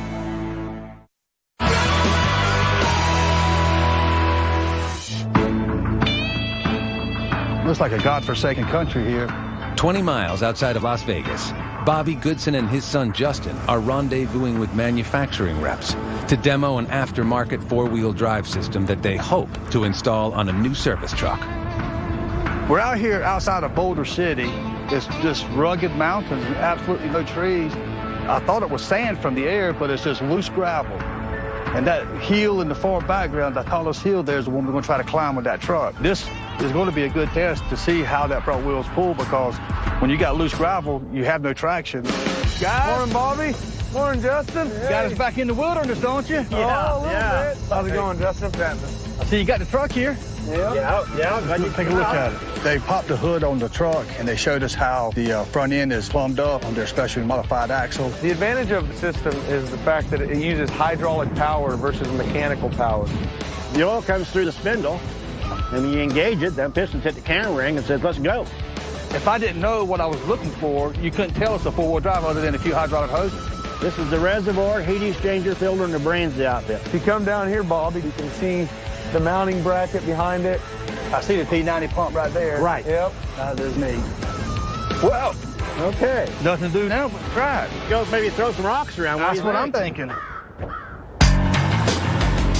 It's not on right now, is it? No, it's not. Now, what we're going to do is go up here and find some loose stuff, see if we can get it turned and engage it, and we'll show you what kind of tractive effort we're going to get out of this front end. A lot of what we're dealing with right now is we're on a lot of dead sand roads. And then we got those clay roads. It's either one or the other. It's not never mixed. And that clay road is so slick, we just need traction. Looks like we got a nice hill up here. We got about a 20-degree slope here. Joe was driving us up this hill, and we hit some loose gravel, and the truck come to a dead stop. See, we're spinning a little bit now. It would go anywhere with just the back tires pulling. Okay, I'm going to engage it. There she goes. Oh, yeah. This thing has obviously got some traction. As soon as you hit the button, you felt the front end grab, and then it had no trouble. It just climbed right up to the top of the hill. This is rough terrain. Oh, yeah.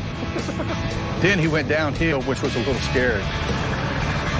This is a steep hill. Burning some rubber. Yeah. Rubber. That was pretty impressive right there. You want to give it a shot, Bob? Absolutely. All right. Seatbelts, everyone. Give me that helmet, Joe. I think I do need a seatbelt now that Bobby's driving. Probably wasn't a wise thing for Joe to just turn me loose on this mountain, being I never drove the truck, because all trucks drive a little bit different. You can get it spinning. I mean, it's off right now. Right? Yeah. Okay, we're not moving. Go ahead and give her some fuel. And you can steer into the turns. It'll pull you around the corner. Okay. Yeah, it'll power into the turns, Bobby. Yeah. And you can go full turn without a full knuckle bump. Oh. Now, I actually heard some funny sounds coming from Justin in the back. I'm not sure what he was doing back there. We're getting this rock hop. Yeah. You want to do it in reverse? I am. Oh, man, you can feel it when it kicks in. Yeah. It has some power. Where are you going? Spinning. You might want to stay on the road, Dad. Stop this truck. What's at the top of the hill? Nothing? If you slow down, I think we can see Lake Mead. Oh, is that it right there? Yep. That's Lake Mead. You see the corner of it there. You just drive. I'm driving. Yeah. You won't watch. You drive.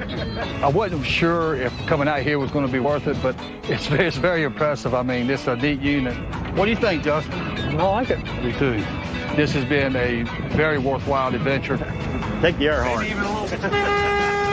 I'm excited. I'm ready to get the service truck done and get it out in the woods and see how it works. Well, I guess all I need to do is get the truck up to you. We'll make it happen. So I'll be in touch with you. Thank you, sir. All right, Bobby. Thank you. Yes, thank you, Joe. Bobby, Justin. Well, y'all have fun. Y'all have fun getting out of here. We'll see y'all.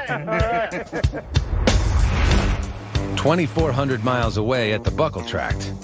Hey, y'all ready? Bobby's crew gathers, along with some mill reps, to celebrate making 100 loads this week. You want to lead us in a prayer?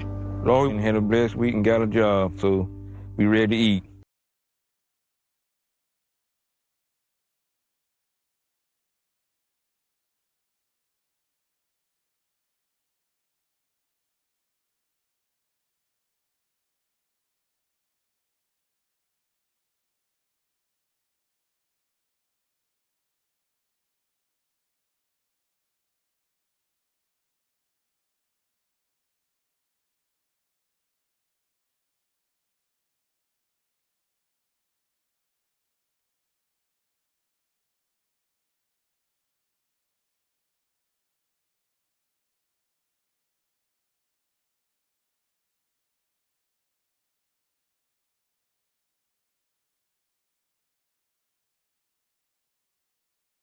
here's the devil. Hello. What's up? What are y'all eating? I made prime rib. Did you? Tell the guys I'm up here, and as far as I can see, all the way around me, there ain't nothing but bushes. There ain't a single tree here. I have never been nowhere like this. How many loads you get out today? We're sitting on about 7 loads now. With both Bobby and Justin out of town, the crew still managed to pull off a 107-load week. Well, that's good. It worked out good then. Y'all gonna head in early? Well, I was kind of holding off on telling anybody, but I guess we'll let them know. I told the guys if they got the loads in, you know, they can knock off early. Y'all be good and be safe, and we'll see y'all. Bye, Bobby. I guess they get along without us. I'm not sure I like that. Coming up, I need a little help. vacation's over for Bobby and Justin. We might end up having to stop hauling wood if it keeps doing this the rest of the week. And later, things go from bad to worse. All right, guys, let's just shut it down. Shut the road down.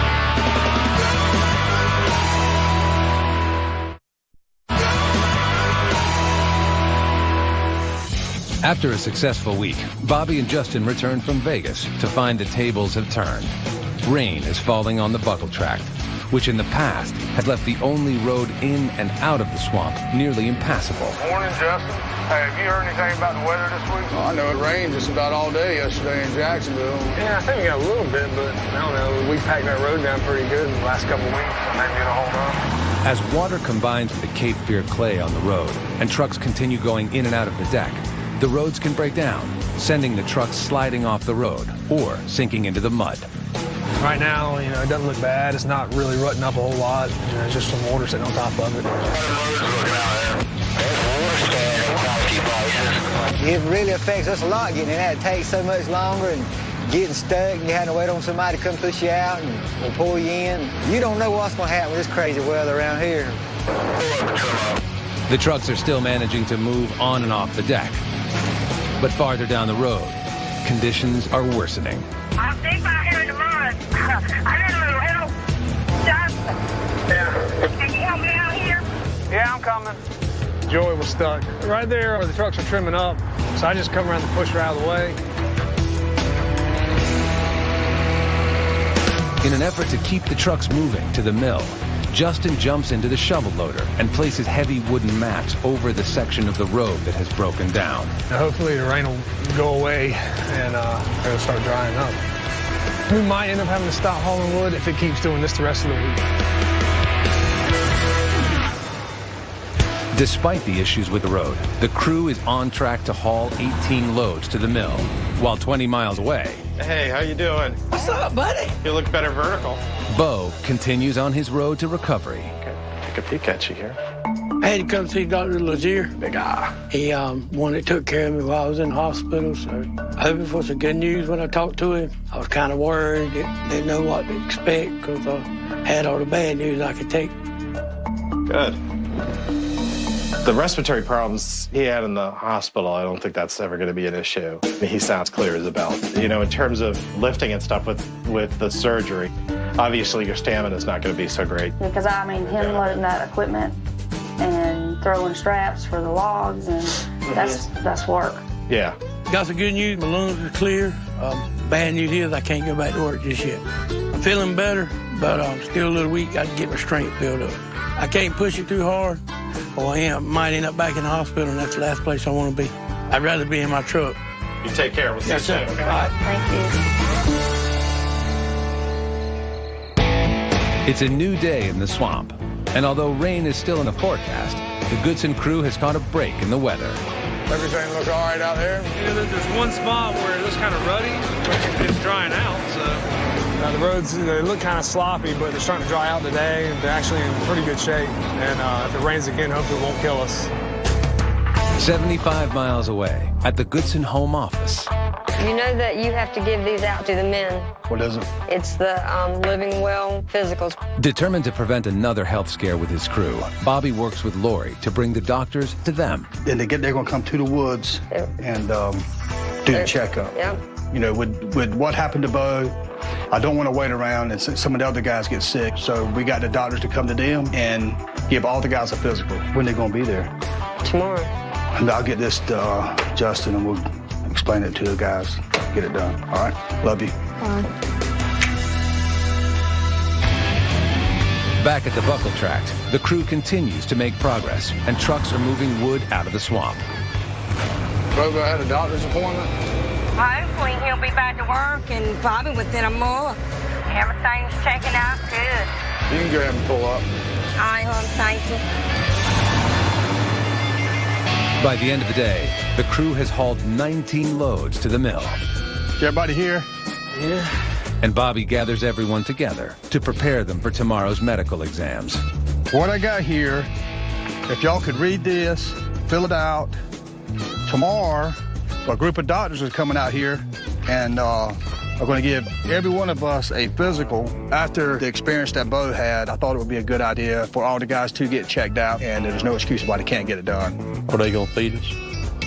Probably not. Oh, read this, because I don't think... Something about you can't eat. From 12, I think from 12 o'clock tonight on, which that don't sound like it'd be hard, but it's hard for me. What time are they supposed to be here, first thing in the morning? I think so. Okay, let's get out of here. Coming up. So when did you go to the doctor last? The medical team arrives and delivers scary news. Arms got tingly. That's your warning sign. And later. Nothing has changed in that road. I'm slipping and sliding everywhere. You can't really haul any wood. I'm worried if I can even break even or not.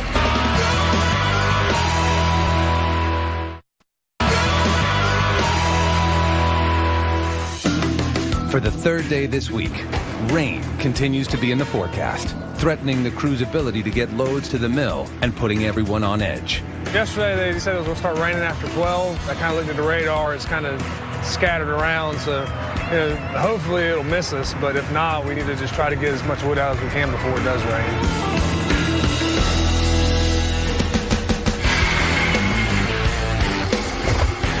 We don't need to get the loads out before the physicals today. I just think it's neat the way they're doing it today, because you don't have to miss the whole day's work. Today, Bobby has a medical team coming out to give everybody a physical and make sure we're all healthy. This is a great idea. I know it helped Bobby because we're not taking off to go to the doctor. He's bringing the doctors to us, and there's always something that can happen, especially the older you get. All right, man, let's move some wood. So we can go get probed and pee in a cup. I just hope I get a halfway decent report. By mid-morning, a medical team arrives in the swamp. They're going to take blood and have the blood tested. They're going to check the blood pressure and just give them a physical to make sure that, just nothing going wrong that, should be checked out. The guys always use an excuse that they ain't got time or they ain't got the money or they ain't got this or they ain't got that. When truth be told, they just don't want to know what's wrong with them. Good morning. Hey. How are you? All right. If Mom knew who they were sending out here, she probably wouldn't have set it up, because usually don't get a whole lot of females in the woods, and these happen to be very attractive. Alrighty, we're done.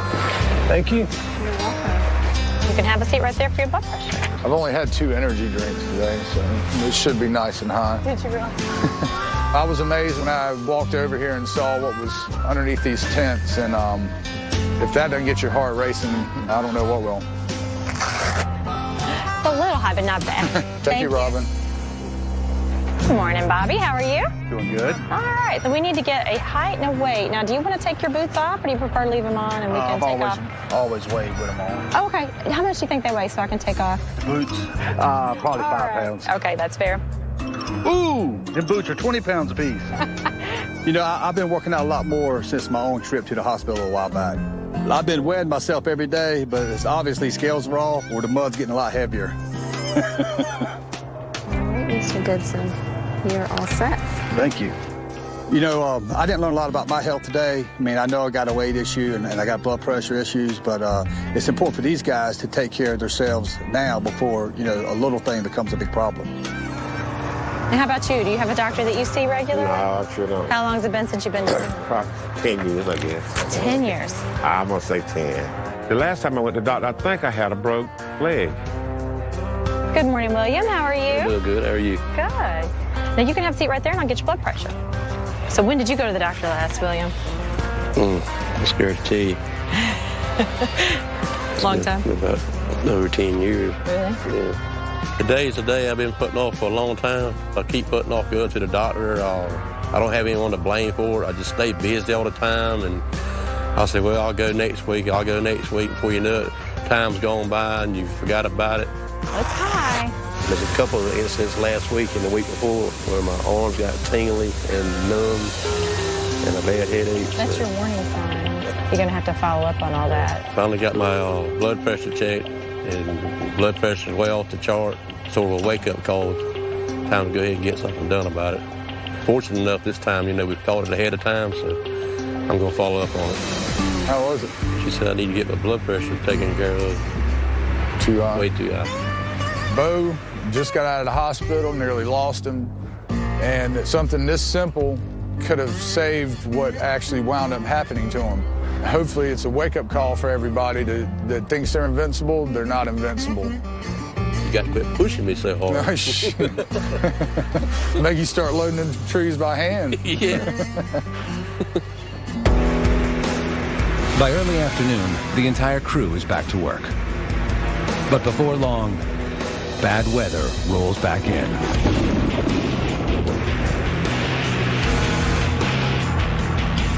gonna have to slow down over here in this spot. It's flooded a little bit. I'm slipping and sliding everywhere. It rolls a nightmare, man. Really bad. With conditions on the road deteriorating quickly, Bobby is forced to shut the trucks down for the day. This is what really frustrates me. We have gone from last week being so good, was even thinking about buying a new truck, to this week where I'm worried if I can even break even or not. It's feast or famine out here in the swamp. Hopefully tomorrow, if it's not raining, we'll try to get the trucks back in here and try it again. Coming up, Bobby wants to corduroy that road out there. the crew makes one last effort to get the road open. This is the last stand before it costs us some serious money. Come on, baby. Come on.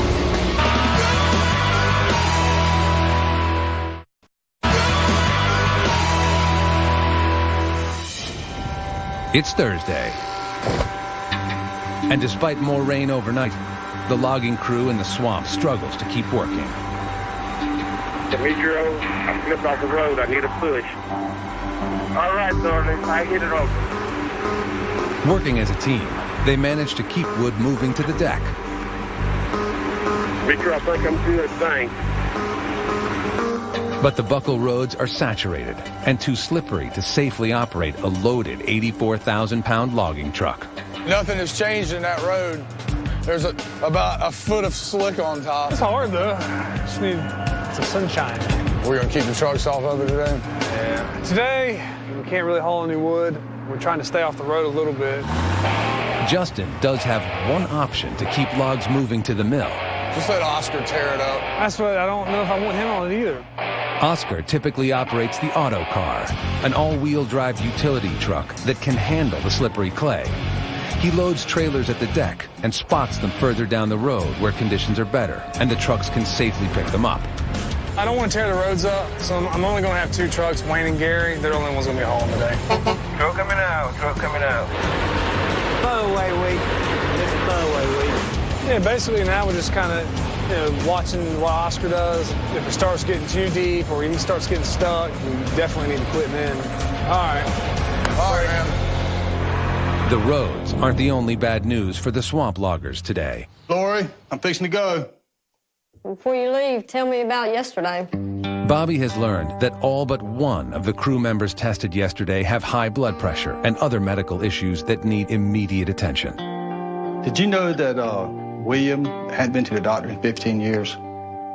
He's got high blood. His blood pressure was way up there. He made a comment to the doctor or the nurse, whoever she was, that one day he had real bad headache, started sweating, and she said, "That's your body's telling you that you need to do something. If you don't, you're gonna have a stroke." I mean, God forbid he have a stroke, period. But if he were out there on the job or, have it on the road, it's not only dangerous to him, he's endangering other people, too. And the last thing we want is something else to happen to one of the other guys like happened to Bo. It's really scary how close William come to ending up in the same situation as Bo. I like William, and he's a hard worker, and I'd like to keep him around. I'm thankful for Lori. She watches out for my health, but she also cares about the health of the men, too. All right, I love you. Bye. Bye. Bobby heads to the deck, where Oscar continues to position spot trailers for the two working truckers.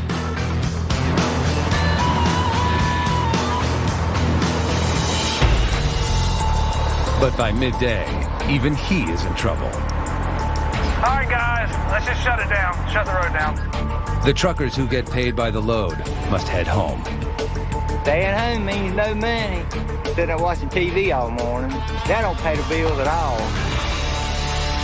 By the time Bobby arrives at the tract, one section of the road is virtually impassable. I'm going to take the dozer right now and kind of flatten this down someplace, back drag it. Back it out and I'll jump on the shovel right now. All right.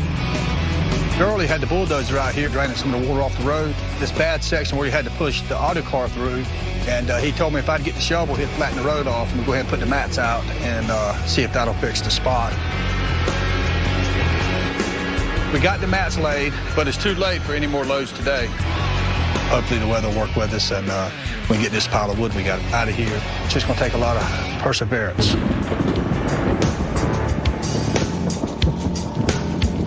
But the rain continues to fall through the night.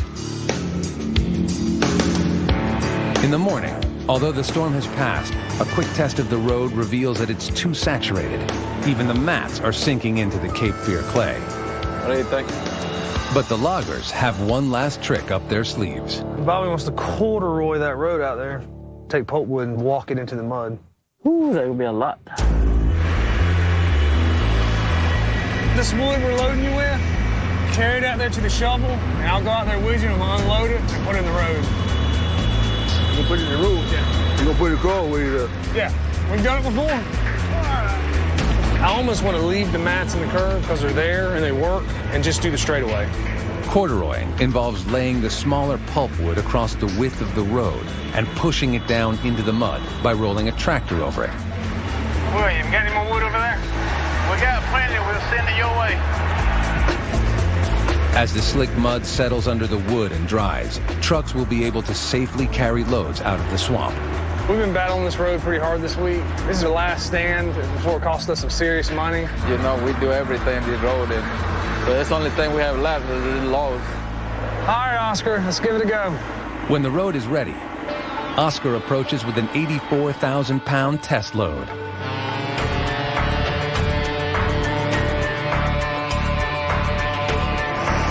on, baby, come on. If he gets stuck, we're all going home for a while. The test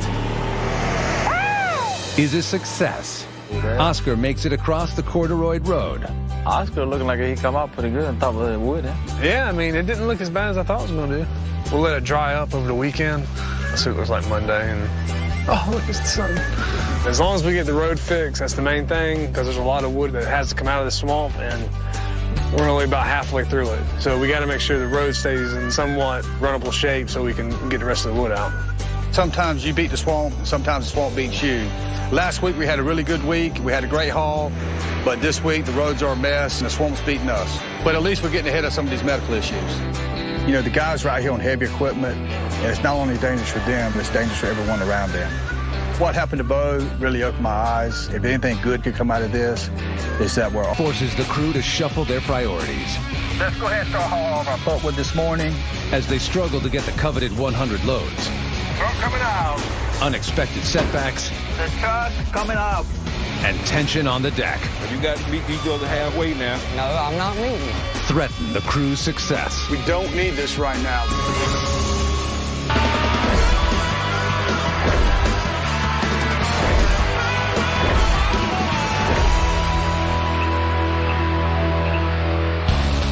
It's a new week for Goodson's all-terrain on the buckle track. We're gonna have to slow down over here. Sliding everywhere. After last week's wet weather, Let's just shut it down. Shut the road down. a weekend of good weather has left the roads dry and ready for trucks. The first to arrive is EJ, who unexpectedly is starting his day on the loader, filling up his truck. I was planning on starting my morning about 3 o'clock this morning, unloading my trailers. Friday, I had 3 trailers that was loaded. When I got here this morning, all 3 of my trailers backed off on the side empty. On Friday, EJ's spot trailers were left full, awaiting his arrival early Monday morning. However, in anticipation of possible bad weather, some of the other truckers came in over the weekend and hauled any full spot trailers to the mills to get a jump on the weekly load count. leaving EJ short several loads for the day.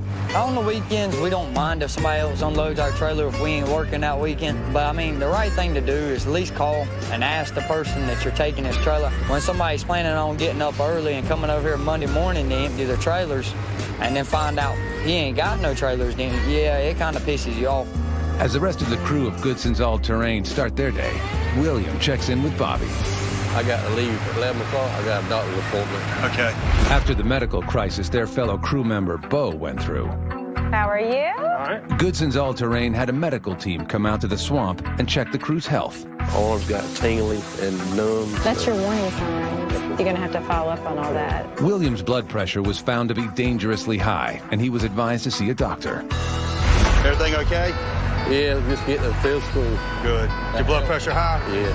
I'm on the way to the doctor today. I got to find out why my blood pressure is fluctuating. Make sure, I don't have any major health problems. A whole lot easier to fix it before it gets bad. Oh, yeah. All right, that's good. Truck coming out. Truck coming out. William, you got a copy? Yeah, go ahead. How'd that weather system that came through Saturday do for you? It messed up. Like some people, they got it hard. Is your loader running all right? I'm going to find out today. There's something going on. I hear it, and then I don't hear it, and I don't know what's going on. It could be 2 or 3 different things. The loader's been acting strange and making all kinds of weird noises, so I'm just going to take it easy on it today. Yeah, I hope both these loaders keep rolling, because that shutdown's coming. Yeah, that's right. The other concern Goodson's All-Terrain has are the hauling restrictions imposed by the pulp mill. On their current tract of land, Bobby and his crew are sending wood out to 3 mills. The hardwood logs go to Corbett Timber and Turnbull to be used in veneer and construction-grade lumber. The hardwood pulp heads to the pulp mill, where it is chipped and used to make paper products. With almost half of the weekly loads going to the pulp mill, any restrictions will severely cut into the company's bottom line. I take my coat off. It's getting serious. Morning. Good to see you, my friend. Been a while. Corbett Timber's Leslie Davis stops by the swamp to discuss the mill shutdown schedule with Bobby. Finally got the schedule. Have you seen it yet? I haven't. No, I need to. It's around 50%, 40-50%, so they're keeping everybody on order. It looks like the pulp mill is only taking 50% of the wood they normally take. Unfortunately, I can't make partial payments to the bank on the equipment I got. I mean, I got to make full payments even during the shutdown, and we're not going to be able to haul wide open. I hope they make some room, because you and I both know that 40 to 50 can come to a halt. Yeah. We're really going to have to watch what we're doing and hopefully no breakdowns, because it's going to be tight this next month. So it'll be 50% the first week, and then 40 to 50. Yeah, but then it should get better after that. Totally just build up. Bobby does put in around 40, 50 loads plus a week, so you're talking about cutting out at least a quarter of his production. Thanks, man. Good to see you again. We'll see you later. Yeah, man. I think the 100-load-a-week lunches are about gone here in Goodson All-Terrain. Dave, you got a copy? Go ahead, Bobby. So we got the mill restrictions. Pulpwood's only going to be about 40 or 50% of their daily intake. Let's be happy it isn't any lower. I know. Let's go ahead and start hauling all of our pulpwood this morning, and we'll switch into the logs after they cut us off. 10-4. Everything's going to the pulpwood mill until I say it don't. 10-4. These mill shutdowns can be tricky, but I think we got it covered. All right, Oscar. Back it on up. 10-4. We've got Oscar filling up the spot trailers with hardwood logs, so when the pulp mill cuts us off, we can switch into the logs right away. Assuming nothing goes wrong today, I think we'll be all right. All right, guys, let's keep them coming. Keep them coming. Coming back for his second load of the day, EJ arrives in the swamp and immediately makes a beeline for Bobby. Got a question. You tell anybody? I didn't. They told me that they was going to try to empty some. Bunky did. That's the only one I heard of. He emptied all of them? Yeah, he emptied every one of mine. Didn't tell me nothing about it. Joy called me and told me. I ain't too happy with it at all. DJ's helping the pump, and some of the guys came in Saturday and unloaded the trailers, and I'm not sure how he got left out of the loop. If he leaves a loaded trailer in the afternoon, goes home early, you kiss it goodbye. The thing is, there's not a lot I can do about it. The truckers usually find a way to take care of this kind of stuff on their own. While EJ waits for his next load. You got a copy, Joy? Yeah, go ahead, Dave. Back on the deck. What's going on with EJ this morning? He looks a little hot. Word about the feud is spreading. I think EJ's a little mad at Monkey J. I really do. The man shouldn't have loaded all 3 of his trailers. poor boy. And if he did, he should have gave EJ one of his loads he had for this morning. I'm just going to sit back and enjoy it. They're making it more of a deal about those trailers than they need to. They usually don't take wood on Saturday, and when they are, Bobby wants to take advantage of it. I would have taken the damn trailer too. After hearing the CB chatter about EJ's grievance with him for hauling the spot trailers, Monkey arrives in the swamp and heads over to Bobby to discuss the problem. I heard we've been dogged. No, EJ acting crazy, but I guess the only thing I would say is just let him know that you got his trailers, because he should have unloaded them anyway. Well, we did like Gary and Joey did the other week. They came down here and unloaded all the putwood trailers. Last Saturday, Joey and Gary, they unloaded everything, all the putwood trailers that were down here. Well, me and Wayne come down here and unload them, and some of them get mad about it, which I don't care. I told Bobby I was going to unload trailers Saturday, and the rest of them didn't want to work. That was their problem. It wasn't mine. So if they're mad, they'll just have to get over. That's all I can tell them. Just next time you get them, just call them and let them know so you got nothing to cry about. I like to listen to him whine anyhow.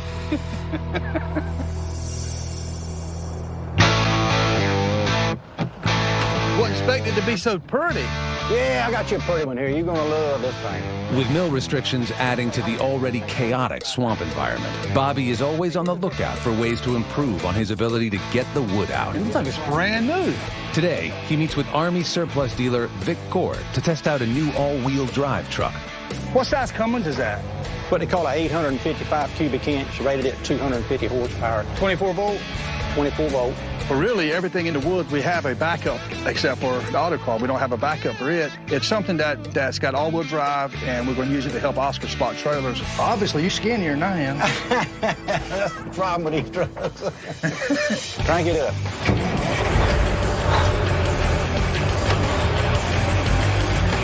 I had a chance to test drive it. The truck handles perfect. I mean, it looks like it's a brand new truck. So on a week like this, it'll definitely cut down our haul time. This thing's bad. I like this thing. Good, I'll bring you another one. As soon as I get the details worked out with Vic, I need to get Abraham on the truck, hauling spot trailers out as soon as possible. It's the end of the day, and with 19 loads out, Dave has hit a problem. On that last grab of that last load, I heard metal creak and then a snap. And then I realized my grapple was just hanging there. I mean, I'm trying to take it easy on it, man, but, it broke right where all that old weld was. I guess I grabbed something this morning and it broke that pin. We'll run to the house and see if we can get that grapple welded up. All right.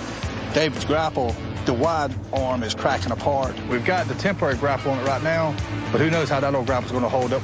Bobby and the crew have replaced the broken grapple with an older, smaller grapple. While it can handle the lighter pulpwood with ease, Bobby's afraid it may not be able to handle the wider and heavier hardwood logs. We're going to run to the shop and try to get the other grapple fixed, and hopefully bring it back out here in the morning and switch it out, because all David's got to do is grab something the right way, and it's going to bust them arms apart. Coming up, the grapple repair suffers a setback. It snapped out like it wasn't nothing. And later, the crew gets bad news. You know they're not taking no putwood tomorrow, don't you? That's like half our hauls down the drain.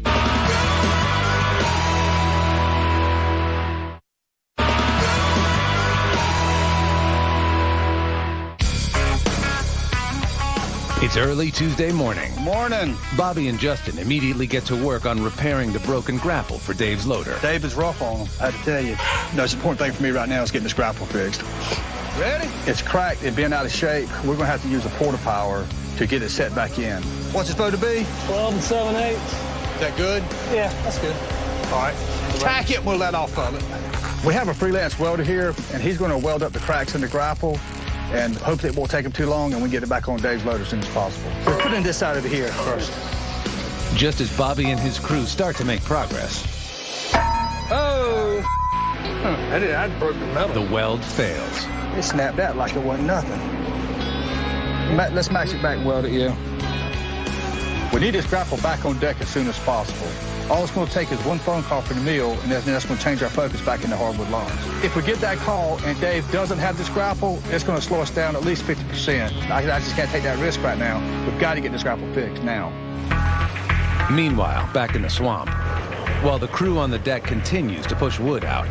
What's up, man? How's it going today? Another day? Fellow trucker Wayne, concerned that the ongoing spot trailer feud between EJ and Monkey is going to lower morale, steps in as a peacemaker. I heard through the grapevine you come out going to war. Nah, I ain't gonna do that. I'm just gonna stay to myself and worry about what trailers I got, and everybody else can defend for themselves. In my opinion is, we all out here together, right? We're gonna work. So I want you to feel like coming out here, everybody got each other back. I've been in his shoes. He's a young man, I'm a little bit older. So I know it's basic pride. But you got to meet each other halfway now. No, I'm not meeting him. If he was man enough to take the trailers, he should be man enough to come say, hey, I took your trailers, I was in the wrong, I wasn't thinking. That's all it would take. Well, I know, but sometimes you got to bend a little bit to get what you want. I've got a lot of respect for Wayne. Everybody's real quiet, and this whole deal is real touchy and everything. Nobody really wants to talk about it. So Wayne is more or less just trying to work it out. Just be a man and say, look, Monkey, I didn't appreciate you getting my trailer. Maybe the next time you happen to get it, please call me. And I'm not mad at you. Shake his hand, walk away.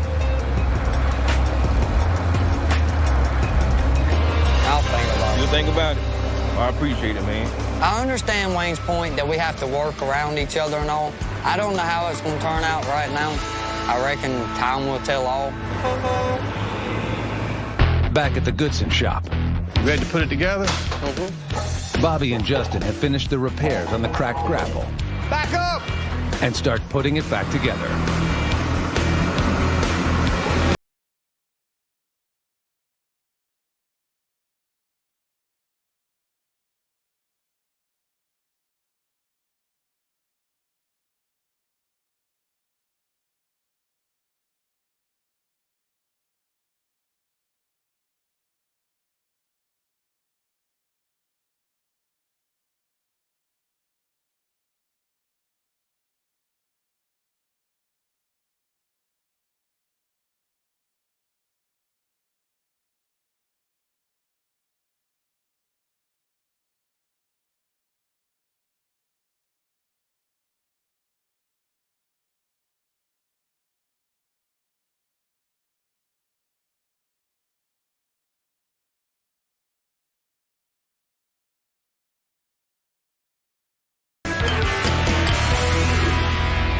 Good to go. The grapple is back in action. Appreciate y'all speeding the process up on this grapple. I wasn't sure how much longer that other one was going to hold up. 10-4. With the grapple fixed, Dave starts loading trucks.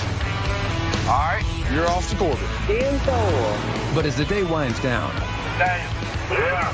Monkey returns from the mill with some bad news. You know they're not taking no putwood tomorrow, don't you? No, they haven't told me yet. Yeah, they're not taking it from 7 tomorrow morning till 7 tomorrow night. Then they'll start back taking it at 7 p.m. tomorrow night. 10-4. The pulpwood mill is basically shutting down tomorrow. That's like half our hauls down the drain. We had a pretty good system going on here. We got 21 loads, even with a broken grapple, but with them shutting down, we'll be lucky to get 100. Coming up. What's the log situation looking like out there? The log shortage on deck threatens their 100-load goal. Getting kind of tight now. And Bobby escapes the swamp for a birthday surprise. Kind of scared to ask what we're going to do.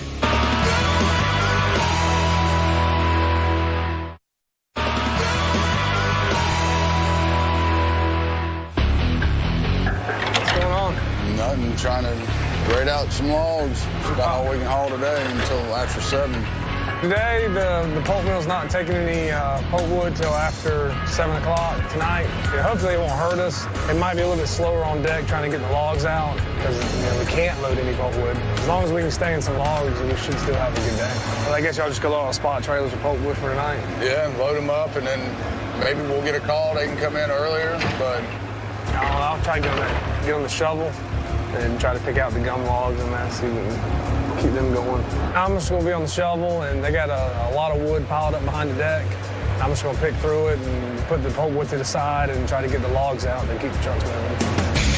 Justin takes the shovel loader and starts separating the pulpwood from the logs. Pulpwood is any tree 10 inches in diameter or less, while hardwood logs are any trees larger than 10 inches in diameter. While Justin continues the tedious task of sorting through the wood, back on the deck, All right, guys, let's put some wood. Dave sends trucks full of hardwood logs to Corbett Timber and the Turnbull Mill. While he waits for trucks to return from the mill, Dave loads up spot trailers with pulpwood. Can't hold no pulpwood.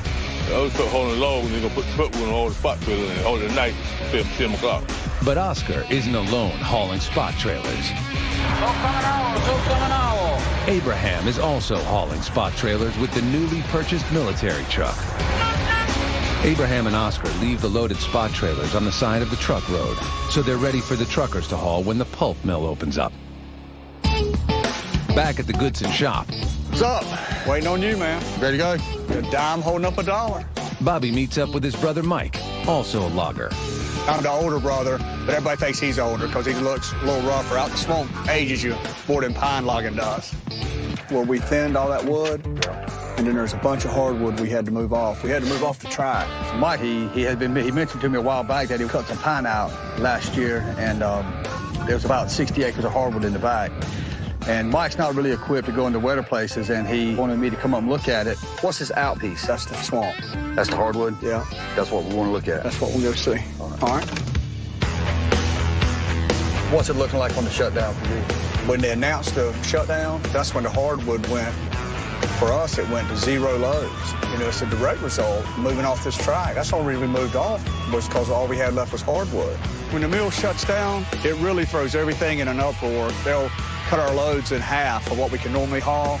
But you never know what's going to happen. They always come up with this plan. They were supposed to buy all this week. You know, we was planning on just hitting that hard, and they got us cut off today. Logging's all about planning, and you can't plan anything. And if you do plan it, it gets, everything gets turned upside down. Back at the buckle tract. Truck coming out, truck coming out. Loads of hardwood logs continue to go out. All right, back up. While Justin presses on, separating logs from pulpwood. Yeah, copy, Justin. What's the log situation looking like out there? There's a lot of gum logs. 10-4, you think we'll be all right today with the logs? We can get out of it though? Yeah, we should be good today, but if they do this tomorrow, we might be in trouble. 10-4. It's kind of tight now. 10-4.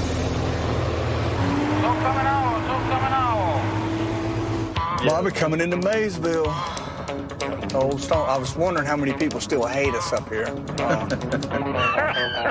Bobby and I grew up in Maysville from about probably 8 years old on. Our adolescent years, our teen years. Probably there's some people that don't like us up there. When you took your car and smashed it at the oak tree at the corner, they cut it down. They cut that tree down. You killed it. I killed it. The highway patrolmen really knew us well.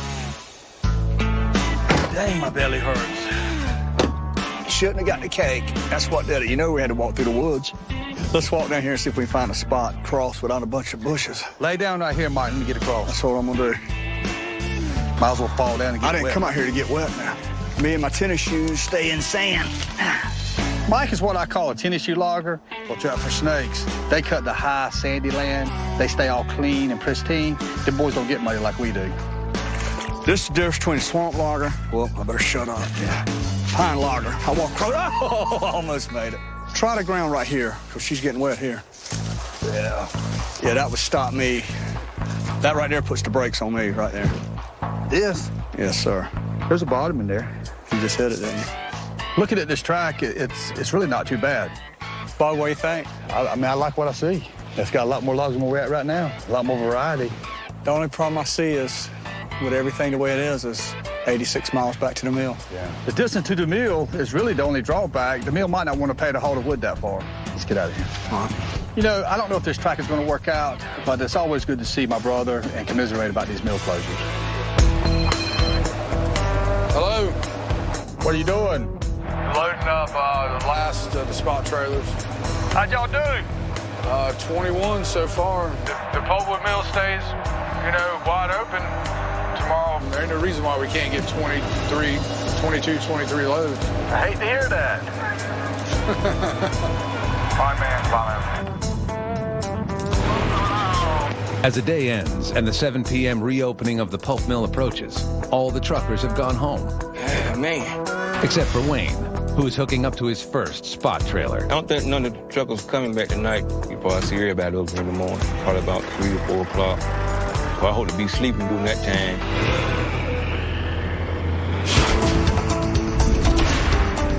In 1777, the first pulpwood mill in North Carolina was built to relieve a paper shortage during the Revolutionary War. Today, market demands have changed, and North Carolina's pulpwood mills now produce a variety of paper products, ranging from cardboard boxes to baby diaper filling.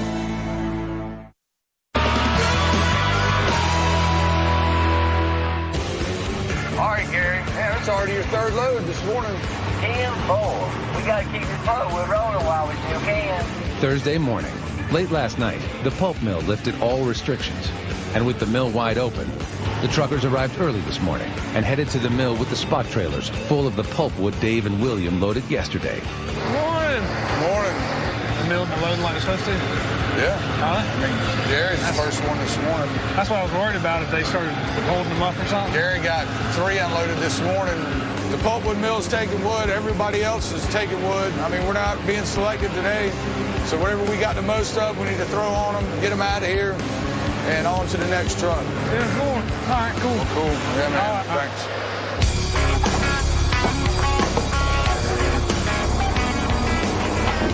Further out in the swamp, with the word out that the mill is open, Demetrio picks up the pace, felling as many trees as he can, which the skidders will haul to the deck as quickly as possible.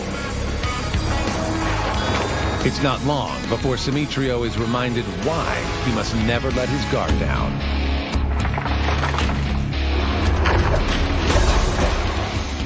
The long winter has left some of the trees dead and brittle, making them unpredictable.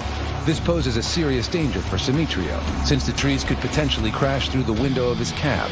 And when you grab the tree, the blade cut the tree, but also the ones that the grapples broke the tree from the top of the grapple and just go wherever he want to go. I'm scared more of these trees than anything else because you don't have to control the tree like that. Back on the deck, it appears the crew's luck has just run out. You got a coffee, Monkey? More restrictions from the mill. I just got a call from the mill saying they weren't taking any cut up, but they are taking tree lengths. Yeah, they're stacked out over there with the double deck right now. The runways are full. I don't know how long the tree length will last. Because they've got right much tree length over there, so we probably need to try to push all the tree length we can, you know. We didn't always cut us off altogether more. As long as we can make it through the day. Well, they did it to us again. Just when we thought we could haul wide open, the mill put another restriction on us. And now that means all this cut up that we have stacked up is going to sit here until we get some tree length. The wood is typically cut up in half by Dave and William, allowing them to stack more wood onto the trucks. But now, the mills are only taking uncut, full-length trees, and there isn't enough on the deck to keep them going. I really need more tree-length wood up here if anybody can help me out. Now, the priority for Bobby is to get tree-length pulpwood to the deck as quickly as possible. Justin, anything wrong with this? All right? I'm going to pile that wood up over there. Because the pulpwood mill has put restrictions on us, I'm going to jump into the spare loader and see if I can help Dave and William organize their piles and dig some of this tree length wood out. The main thing is to keep the loaders working as fast as possible. If they don't have enough tree length, the deck's just going to be sitting there waiting till they have the right wood. And if they're sitting there waiting, that means we're not hauling any wood. If we're not hauling any wood, I'm not making any money. So I've got to get out there and help these guys try to get the wood they need so we keep this deck churning. Thanks, Bob. We really need that tree length up here at the deck. It's really helping us out. By late afternoon, Bobby's efforts to help organize the stacked wood allow Goodson's All-Terrain to end the day with 25 loads to the mill. All right, that's number 82. 10-4. Leaving the company 18 loads short of their 100-load weekly goal. What's the final count? Sorting out those piles helped out a lot. We only need 18 for tomorrow. Maybe the mills will be wide open tomorrow. Well, if they're wide open, we're going to get 100. Good. What you doing for your birthday? I hadn't really thought about it, but I'm sure Lord's got something planned. Well, what you want me to get you? 100 loads would be good. Copy that. All right, see you in the morning. With the workday behind them, some of the crew make an extra stop on their way home. Hey, buddy. What's up, buddy? How you doing? Hi, man. How you doing? To check in with their fellow logger, Bo, who is still recovering at home from his recent medical crisis. I heard something in the yard and got up late out of the winter, and Smitro and Durley and Oscar pulled up. Look like you're doing great, though. I'm doing a lot better. I'm glad to hear that. Yeah. Losing a lot of weight. Lost right good bit. Yeah, thank you, Lord. I hope I'll be back quick, man. I got doctor appointment Monday, so find out then what the deal is. Find those decent. Maybe I can get on back. Well, that's great. They said they wanted to come by and check on me, see how I was doing when I was coming back to work. So at least you have a time spent with your kids. Yeah, they come home from school the other day, and I looked at them and I told them, I said, why y'all doing home so early? They said, Daddy, school's out. I said, go back. Go back. But no, it's been nice, man. I'm really gonna hate leaving them like I did, but everything's going pretty good. It meant a lot to me that they come by. You know, it's always nice to see some of your family that you work with, you know, to come by and check on you, make sure you're still doing good. Good to see you. Good to see y'all. Try to get on back to the house, man. Y'all be careful. All right. Take care of yourself, my friend. Yeah, I told Bo not to get too excited. Boy, he's home with his wife and getting Bonner back at the hospital. Y'all be careful going on, bud. Good seeing y'all. Yeah. Coming up, the equipment malfunctions in the swamp. Like I got a bum tire. Force the crew to scramble. I can't move with reason stuff. And dash their hopes for 100 loads. It would be a shame to come this close and not make it.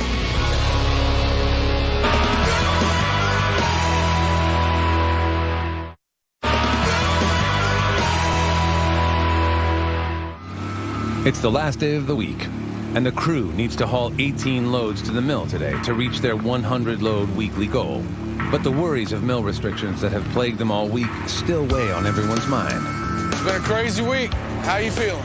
Got my lab results back from my physical. My cholesterol is a little high. He put me on a strict diet, and I got to go do a stress test. That's good. Well, I told him on the phone, I said, you want to have a good stress test? I said, come to the job. you get some results, buddy. There you go. So we can get these trucks loaded. With the pulpwood mill still at 50%, the crew's stresses are just beginning for the day. Hey, William, you realizing what I'm realizing? Not enough logs up here. 10-4. Because of the pulpwood mill restrictions, we've been sending out the larger hardwood logs all week, and now we're running low on them. Hey, Victor, Antonio, see if you guys can haul up some big trees. I need to cut some logs up here. So we really need the crew to pull together, get these larger hardwood logs out to get us through the day. Hey, guys, you got that wood coming? However, out in the swamp, Hey, Yellowstone, the truck coming up. Victor's shovel loader, the machine that loads the clam bunk and skidders with freshly cut timber, is down. The track on the 35-ton shovel has fallen off, leaving the machine completely incapacitated and cutting the crew's ability to get hardwood logs back to the deck by 50%. 10-4, see if you can walk it up there. Try to change it out. Using the massive boom arm as a crutch, Victor slowly and painstakingly limps the $250,000 loader 10 feet at a time all the way back to the deck.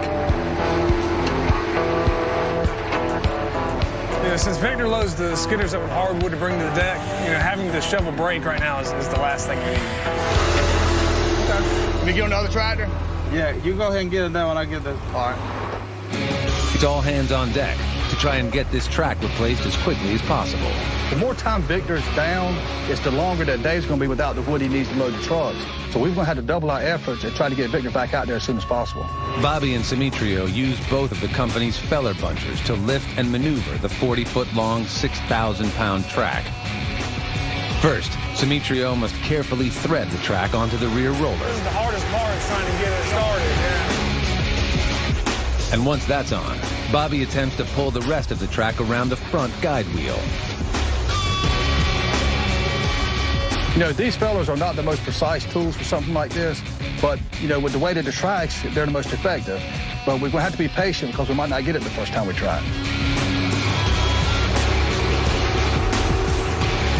Even with Simitrio's 20 years of experience operating the feller, the precision movements needed to replace the broken track test even his advanced skill. You know, you just got to keep at it. Try, and try again. Just small, gradual movement. Not too big. There you go. Now, it should walk on there now. Well, we got the track back on. It's a little easier with 2 stumpers. Doing pretty good.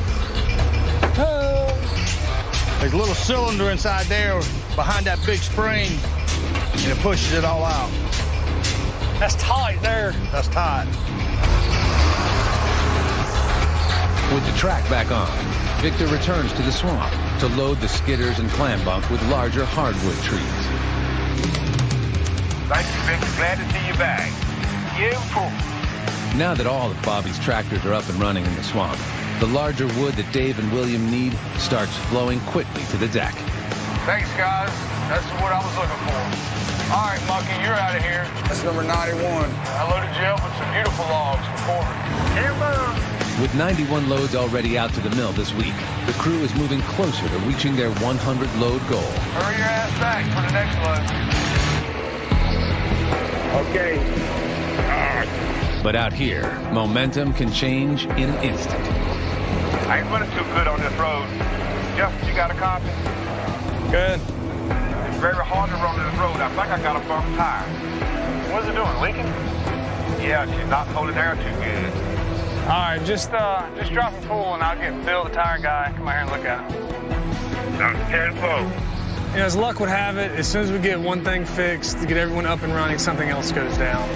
Now we're going to be at half capacity, at a time when the deck needs as much large wood as possible. The clam bunk is capable of hauling large quantities of wood out of the swamp, so having one down, even for a short period of time, can be a big setback to the operation. Bill Summers, Bobby's tire mechanic, is called and arrives to help Durley. But it's just right here, I'm losing a lot of air right here every day around that. It's probably just that wood, Durley. And when you're going across them logs, a lot of times the stumps will catch and it'll jam that wood down in there and it'll roll the bead out and the wood makes it leak around the rim. That's what it is.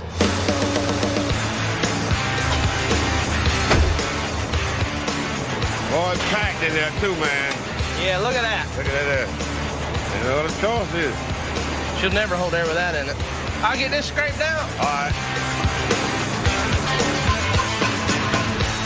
Bill uses a hydraulic hoist to lift the rim into position. He attaches an air hose to inflate the huge tire. Got it right there. Man, I sure appreciate it, man. Ain't no problem. Maybe you won't have to air her up in the morning. You just go straight to work. I hope not. Hey, you let Justin know about it. All right, buddy. Appreciate it. Yeah. With Durley and his clam bunk back in action, and more fresh log-sized wood dropped at the deck, Dave and William continue to load trucks for the mill. All right, Oscar, you're out of here. It's number 97. I can't move my brakes and stuff. But it seems the company has not seen the last of equipment problems for the day. Oscar, what's going on with this thing? Brake but No, it ain't. It's that valve right there. It's right up top. See this valve right here? broke off right there. With only 4 loads to go to reach 100, the deck grinds to a halt when the brakes on Oscar's auto car malfunction, preventing him from pulling it off the deck. I need that little round thing. Yeah, I know what you're talking about. All right, I'll be right back. I'm gonna run over there and get that. Oscar's brakes are froze up, and I know what connection he needs to get him working again, but we don't need this right now, being this close to 100. If I can't find his connection, the deck's gonna be stopped down for the day, and we would definitely not make it to 100. I have no idea what the piece is called. The line broke? It broke. They were gonna get one. I reckon I didn't get it. Should have been back, but I would have. I don't see what he needs in there, but there'll be something in here he can make something out of. Back on the road leading into the deck, the trucks are backing up. Everybody ready to go. Hey, Oscar, what's the hole there? So what all is wrong with it? Just the line? The line? This is the kind of stuff that can hurt you. We got mill restrictions and now a third major breakdown all in one day. We got 96 loads with 4 loads from 100, and it would be a shame to come this close and not make it. Next, a special guest visits the swamp. Somebody get him! And later, Bobby takes the ride of his life.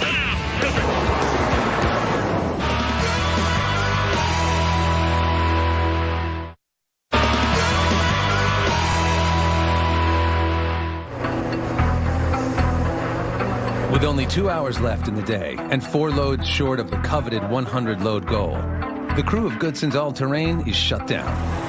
There's a line right there. Broke off right there. The brakes on Oscar's truck are frozen, and the truck blocks the only access to and from the deck. I have no idea what the piece is called. The crew scrambles to find a solution. See this valve right here? The lines come out of it. Dave arrives back at the deck with a container of parts, hoping they can make the piece needed to release the brakes and get the truck off the deck. We better have what the hell you need in there. If not, we got something we can make, don't we? Can't you just union it together somehow? Just enough to get it off the damn deck.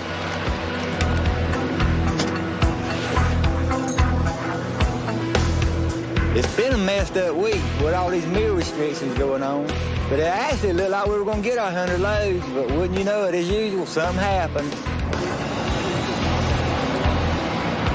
After 30 minutes, the makeshift part is installed, and Oscar can move his truck, allowing the other trucks access to the deck. All right, you didn't get out of the way. You costing me money.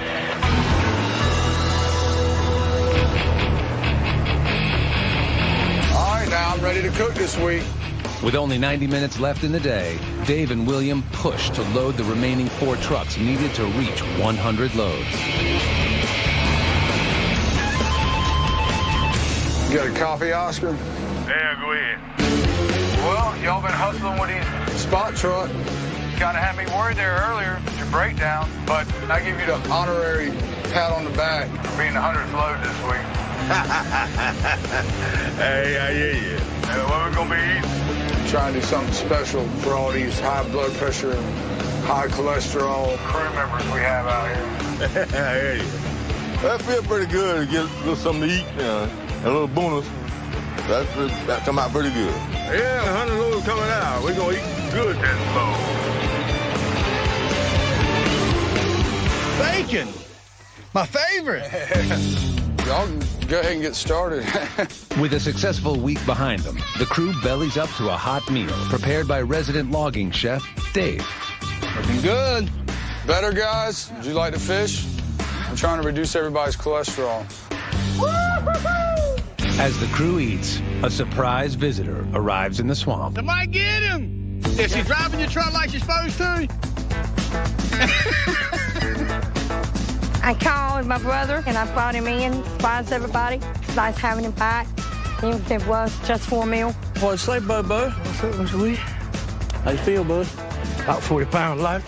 Feels good, don't it? Slim right down. Look at his hands. Look at let me see that hand. Soft girl hands. You know, out here I can't express enough that, you know, we are a family. Everybody was thrilled to see him, and I think it done him a lot of good. What's up, everybody? What's up, Bo? Good to see you, man. Ain't that man that was You move like a young man now, man. You feel like you're 16. I don't feel like I'm 16 just yet, but I'm working on it.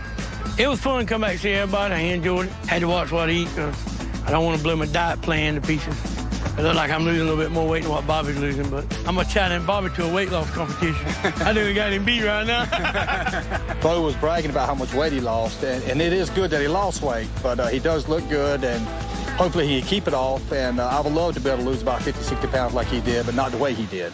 Well, guys, listen, hey, thank everybody for coming out to eat. I want to thank y'all for getting 100 loads this week for my birthday. Just got a call from Lori, and she wants me to come home. She's got a birthday surprise for me. Don't leave unless your belly's full. How about that? For my birthday, Lori's got some kind of surprise planned. I'm not sure what she's got up her sleeve, but I'm sure I won't be disappointed. She never ceases to amaze me with the stuff she comes up with. Probably don't want to close your eyes for this. I may want to close my eyes for this. What is it? Well, you just have to wait and see. It wouldn't be a surprise if I told you.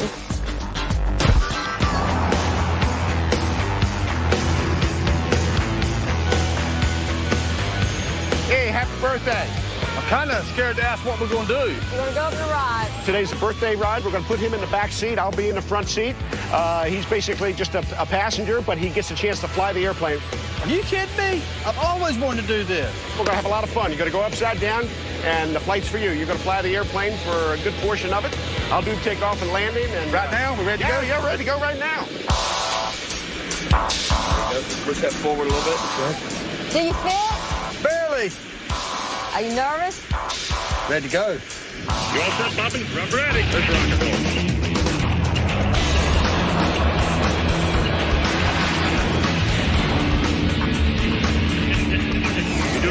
Thanks, Bobby. Doing good.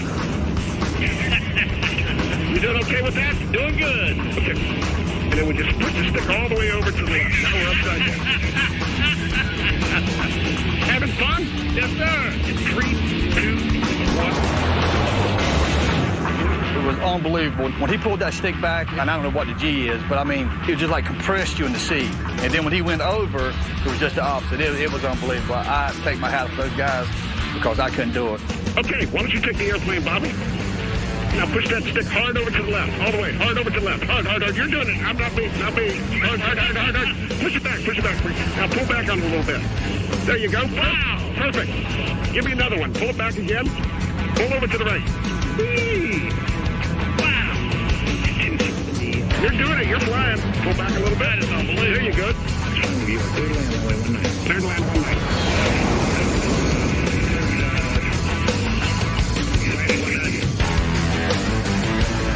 Double checking. I got 3 on the lock. My flaps are full. Good brakes. You are a very good pilot. Thank you. About one more barrel roll, and I would have seen what I ate last night. Is that right? Yes, awesome. Well, I'm very happy for you now that you're on the ground again. All right, bring your left foot over. You know, with